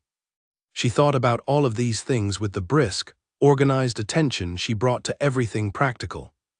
Then she thought about the library, the star charts that were wrong about the sky, the folio of shore birds from the southern coast, a man who had gone once and never went back and chose to keep it in a book instead. She thought about Saturday. She went to bed. She slept. She woke up in the small hours, which she sometimes did, and lay in the dark in the particular quiet of a house that was hers, in a life she had built herself, and thought about what it meant to be adding something to that life rather than replacing anything in it. She thought, nothing I have made goes away, it becomes part of what the new thing is built on. She thought about her grandmother saying, stop trying to fix it. She thought, I am not fixing it. She was letting it be larger than she had been willing to let it be. She went back to sleep. The morning came. She made the pies. She went to the market. She was ready. The bonding ceremony was held on a day in early spring when the last of the winter cold was still in the stones of Greymount Hall, but the light had changed, had become the kind of light that carried warmth as a promise even when the air had not yet kept it. Elaine had organized it. Of course Elaine had organized it. Mara had expected this and had said from the beginning that she would have opinions about certain elements and that those opinions would not be decorative. Elaine had looked at her with the expression she used when someone said something she approved of and said, good, and they had met 3 times over 2 months to work out the shape of it. Mara's opinions, the ones she held firm on, were not large, not formal beyond what the tradition required, not the kind of thing that turned into a performance about the Alpha King and lost sight of the people in it. Elaine's opinions, the ones she held firm on, were witnessed properly in the main hall so the pack was present, with the traditional elements intact because they mattered to the people who would be there. They had agreed on both. The result was an evening gathering in the main hall, the 40-odd regular residents of Greymount Hall plus a small number of outside witnesses, which included Arthur, who had been invited as the witness to Step 5, and who had arrived an hour early and spent the time in the kitchen with Clara having what they both claimed was a purely professional conversation about pie filling. It also included Petra, who had been invited because Mara had decided that leaving out the person who had given her the first full context about who Cale was would have been a failure of acknowledgement, and because Petra at a Greymount bonding ceremony was going to produce stories that the Ashfield market would be talking about for years, and Mara had, over 16 months of knowing her, become genuinely fond of her. And Nola, who had explained the mark to Mara on the second day, and who had sat in the quiet of the market 2 stalls over, and watched the whole thing develop without inserting herself more than once. Mara valued Nola's particular quality of knowing when to speak and when not to. Dara was there, of course. Dara was everywhere, with the energetic presence of someone who found everything interesting and had no embarrassment about this. She had been visiting Mara's stall on and off since the first time she tried the rabbit pie and had developed specific opinions about which filling variations were most successful, which she offered freely and which Mara found, on the whole, accurate. Fordham was there, at the edge of the room, in the position of someone who preferred to see everything from a distance, and had been standing in that position for as long as Mara had been coming to Greymount Hall. Rowan was there. He stood at the front of the room beside Elaine, because together they were the official witnesses from the pack's side, and he had the expression of a man who was very pleased with how a thing had turned out but was too experienced to show it fully. Mara stood at the entrance to the main hall and looked at all of them. She was wearing good clothes, not the kind of thing she wore to the market, not the apron and the practical layering of someone who was going to be outside in all weather for 6 hours. She had bought a good dress in the deep blue that she had always liked without wearing often, and she had done her hair, and she had been told 3 times since she arrived that she looked well, which she accepted and meant nothing particular by it except that the effort had been worth making. She looked at the hall. She looked at the man at the front of it. Cale was wearing the Greymount formal colors, dark gray with the pack mark at the collar, and he was standing with the particular quality of stillness she had recognized from the first morning at her counter. But there was something in the set of him that was different from the Alpha King version of stillness. The controlled weight of that was lifted. What was underneath was just him, waiting for her. In the way he had been waiting for her for 16 months, steadily and without pressure at her pace. She walked to the front of the room. She stood beside him. He said very quietly, not for the room, "You came." "I said I would," she said. His expression did the thing she had been learning for 16 months, the thing that was the wolf and the man together, the specific combination she had no single word for but recognized completely. She looked at him. She did not look away first. The ceremony was conducted by Rowan, who used the old words with the unpretentious fluency of someone who knew them from the inside. They said the formal things. The pack witnessed them saying the formal things. Elaine nodded at the appropriate moments. Arthur, from the second row, was doing the thing he had done in the market that day when Mara had described as not crying. He was not crying very slightly. Mara saw this and felt something warm move through her that had nothing to do with the formal elements. When the formal elements were complete, Rowan said the closing words, and the hall responded in the Greymount way, which was a single-voiced acknowledgement in the old language that Mara did not yet speak well but was learning, and the ceremony was done, and the hall began the movement toward the meal that followed. Cale turned to her. He said in the voice he used for things that mattered, "Mara." She said, "I know." He said, "I have not said the things I want to say." She thought about the library and the wall and the view from above and Saturday mornings with the star charts, and the question she had asked about the one trip to the southern coast and the answers she had received. She thought about 16 months of mornings and one morning at the counter without a transaction and a note sent on a day he missed. She said, "You have been saying things for 16 months. You are just saying them differently now." He looked at her. She said, "We have the rest of the evening and the meal and probably Dara asking about pie filling. Say the rest of them then." The corner of his mouth moved. "The rabbit and mushroom," he said. "Yes," she said, "Clara made it. She asked me this morning whether the time variation needed the third herb or whether it was better clean." "It is better clean," Mara said. "I told her that." She wanted to check. "She is thorough," Mara said. "She is," he agreed. They stood in the front of the main hall of Greymount while the pack arranged itself around the long table, and the meal came from the kitchen in the efficient, organized way that Clara ran things, and Petra was already talking to 3 pack members with the sociable confidence of someone who found new people interesting rather than intimidating. And Arthur had found Rowan, and they were in conversation with the quality of 2 old men discovering they had opinions in common. Dara appeared at Mara's left elbow. She said, "The mushroom batch is incredible. I don't know what Clara did differently." "She added dried thyme," Mara said, "and then took it out again." Dara blinked. She took it out. "The flavor remains. The physical element was making the texture wrong." Dara looked at her with the expression of someone filing a significant piece of information.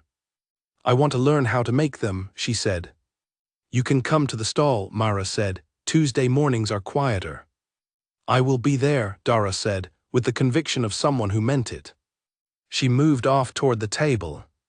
Mara turned back and found Cale watching her with the expression she had come to think of as simply his, the one without any of the management he brought to the rest of the world, the one that was present and warm and very steady. She said, "The evening is going to be long." "The ceremony is traditionally followed by a meal that goes until late," he said. "Rowan will tell the story about the 3rd Alpha King of Greymount at some point, which is very long and which most people have heard many times." "Is it interesting?" "It is interesting once," he said, "and then it is tradition." She nodded. "I will listen as if it is interesting once."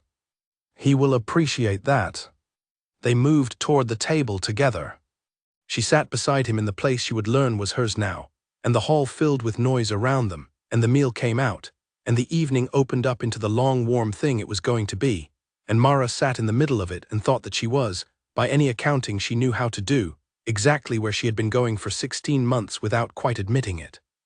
She thought about the first morning, the pie that came out slightly overcooked on the left side, the man who had taken it without complaint and walked away into the morning crowd, the watching she had told herself she was not doing.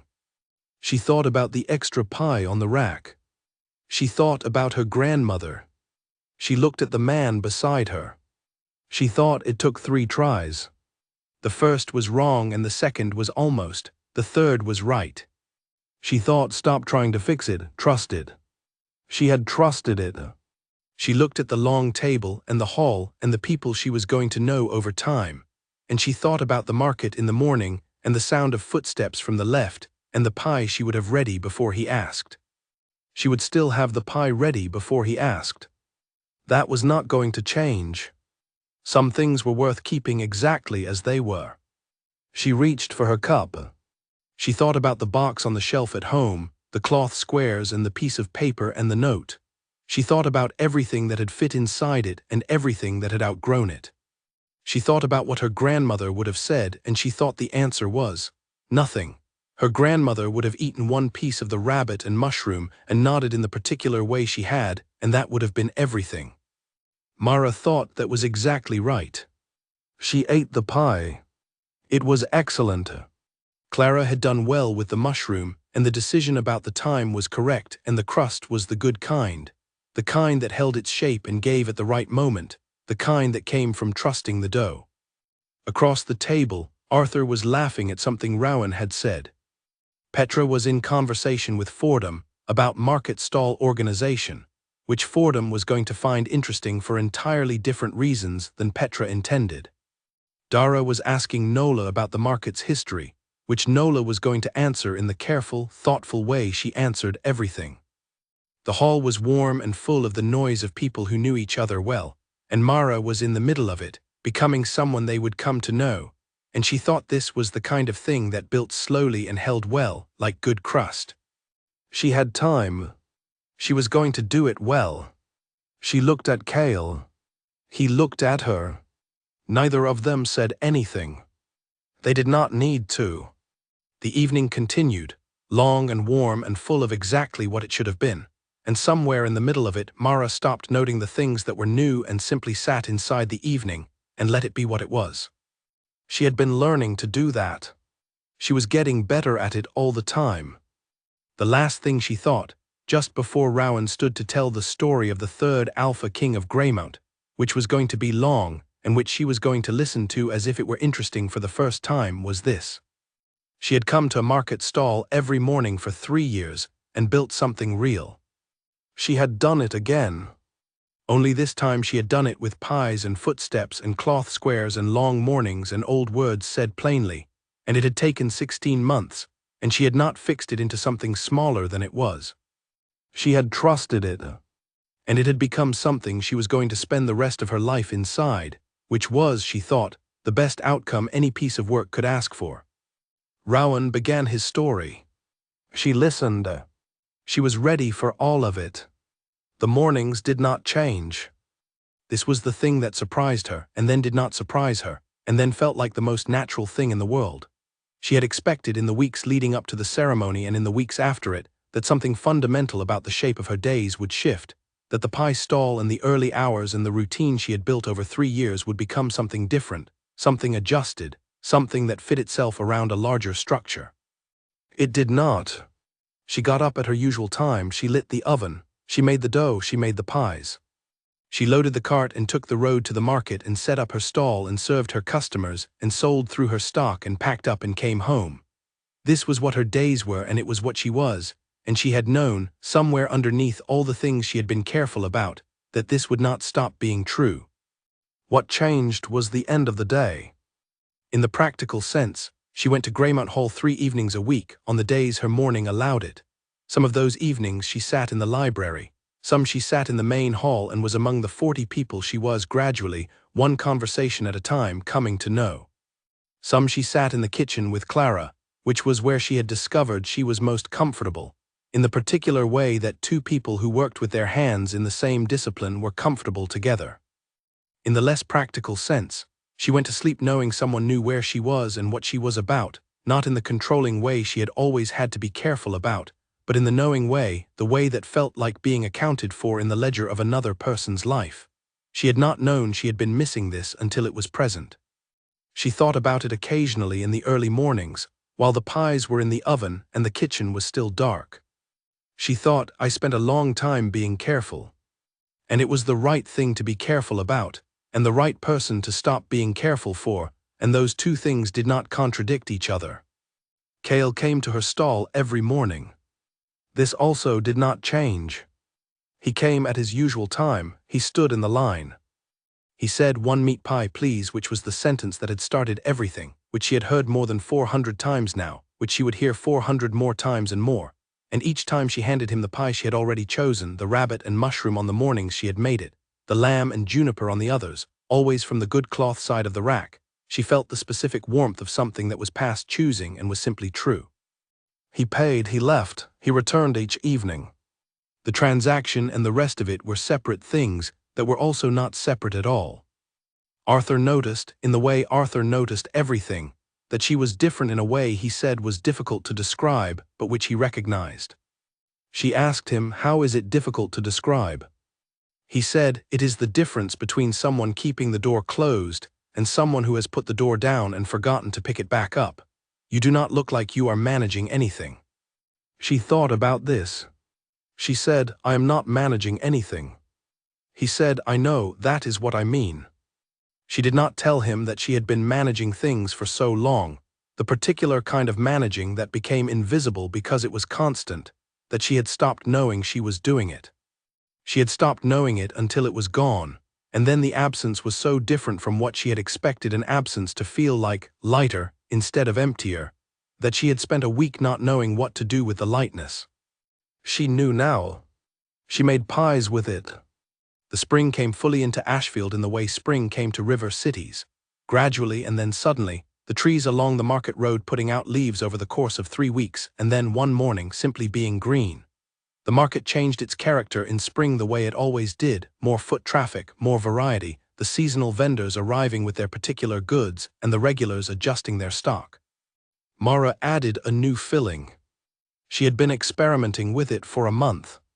It was a spring thing, fresh herbs rather than dried, a lighter meat, the kind of pie that wanted the season's warmth and not the winter's heaviness. She had made the test batches at Greymount Hall on the evenings when Clara's kitchen was available, which Clara had encouraged with the professional generosity of someone who was interested in the results. She announced the new filling on the morning she first offered it, which was her custom. She said, the filling today for anyone who wants to try it is chicken and spring herbs. It is new, I would like an honest opinion. Her first 3 customers tried it and gave her their opinions, which were useful. Her 4th customer was Cale. She handed him the new pie. He ate it there at the counter, the way he had eaten the first rabbit pie. She waited. He said, the parsley is too strong. Yes, she said, I thought so too, I wanted confirmation. Everything else is right. Good, she made a note in the small book she kept behind the counter for these adjustments. Less parsley tomorrow. Less parsley tomorrow, he agreed and paid and left. She stood at her stall in the spring morning and thought about the conversation, about how natural it had felt, about how the technical question and the honest answer had moved between them, the way everything moved between them now, without decoration, without the careful management of how much to give. She thought about 16 months ago, the morning she had almost said you came in the rain, and had chosen not to, and how different that moment was from this one. She thought about Nola saying, he has been doing it at your pace. She thought about the pace she had set and he had matched and what it had cost him, and the patience of it, and what that kind of patience said about a person. She thought, I know who you are. She thought, I have known for a long time, I was just working up to saying so. She had said so. She was saying so every morning, the way she always had, in pie cloths and good cloth wrapping, and the extra one set aside before anyone asked. It had never stopped being a language. She had just stopped hiding the fact that she was fluent in it. The spring morning continued around her. Petra arrived with 2 cups of tea and sat on the edge of the counter and said, Dara came to the stall on Tuesday. I know, Mara said, she is learning the crust, she overworks the dough. She will learn, Petra said. She will, Mara agreed, she is very persistent. Petra drank her tea. She looked at the market around them with the fond expression of someone who had been in this square for a long time and found it, on balance, a good place to have been. She said, do you know what I notice? What? Mara said. You look like someone who made a bet on a thing and won, Petra said, and is not surprised they won but is still pleased. Mara thought about this. She said, I did not think of it as a bet. What did you think of it as? She thought about the oven and the dark kitchen and the dough and her grandmother's instruction. She thought about trusting the right moment and stopping at the right time and not trying to fix things into shapes they were not going to be. Work, she said, good work. Petra looked at her. Yes, she said, that is right. She finished her tea. She gave Mara the cup. She went back to her stall. The market moved. The spring light moved across the cobblestones the way spring light did, at an angle that would change over the coming weeks as the days grew longer. The vendors called their wares. The customers moved through in the particular patterns of their particular needs. Arthur arrived and took his crate and ate his pie. Everything was ordinary. Everything was also the version of ordinary that happened on the other side of a long and honest thing, which was different from the ordinary before it in the way that good bread was different from good dough. The same elements, transformed by time and the right conditions into something that could hold its shape. She sold the last of the spring herb pies by mid-morning. She made a note to make more. She thought about less parsley. She thought about Cale standing at the counter saying the parsley is too strong, with the directness of someone who had always given her honest opinions when she asked for them. From the morning he had said they are always good to every other morning since. She thought, this is what it looks like to build something from the ground. She thought, I am very good at this. She was. She packed up at her usual time. She went home. She changed her clothes.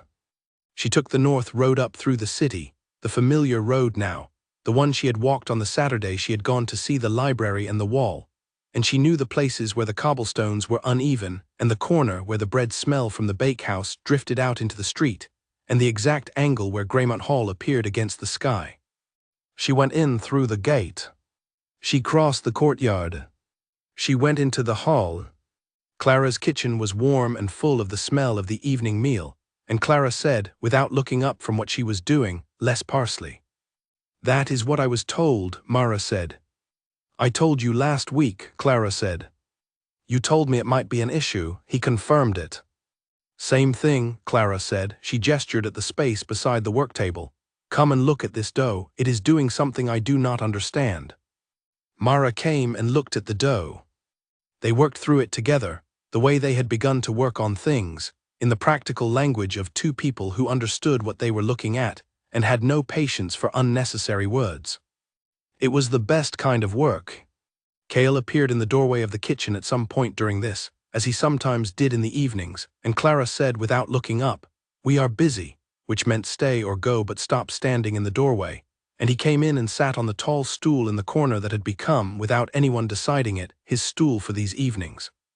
He watched them work. The kitchen was warm and the smell was good, and the dough came right by the time the evening meal was due, and Clara declared this a result, which meant she was pleased with it but was not going to say so at greater length. Mara washed her hands. She looked at Cale on his stool. He said, "Dinner." In a moment, she said.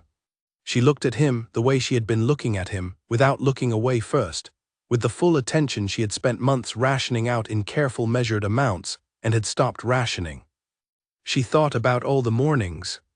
She thought about all the mornings that were still ahead.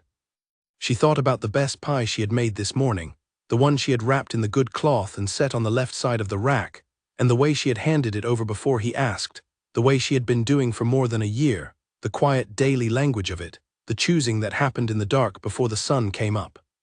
She thought, this is what I was building. The whole time. Every morning. This. She dried her hands. She said, "Come on then."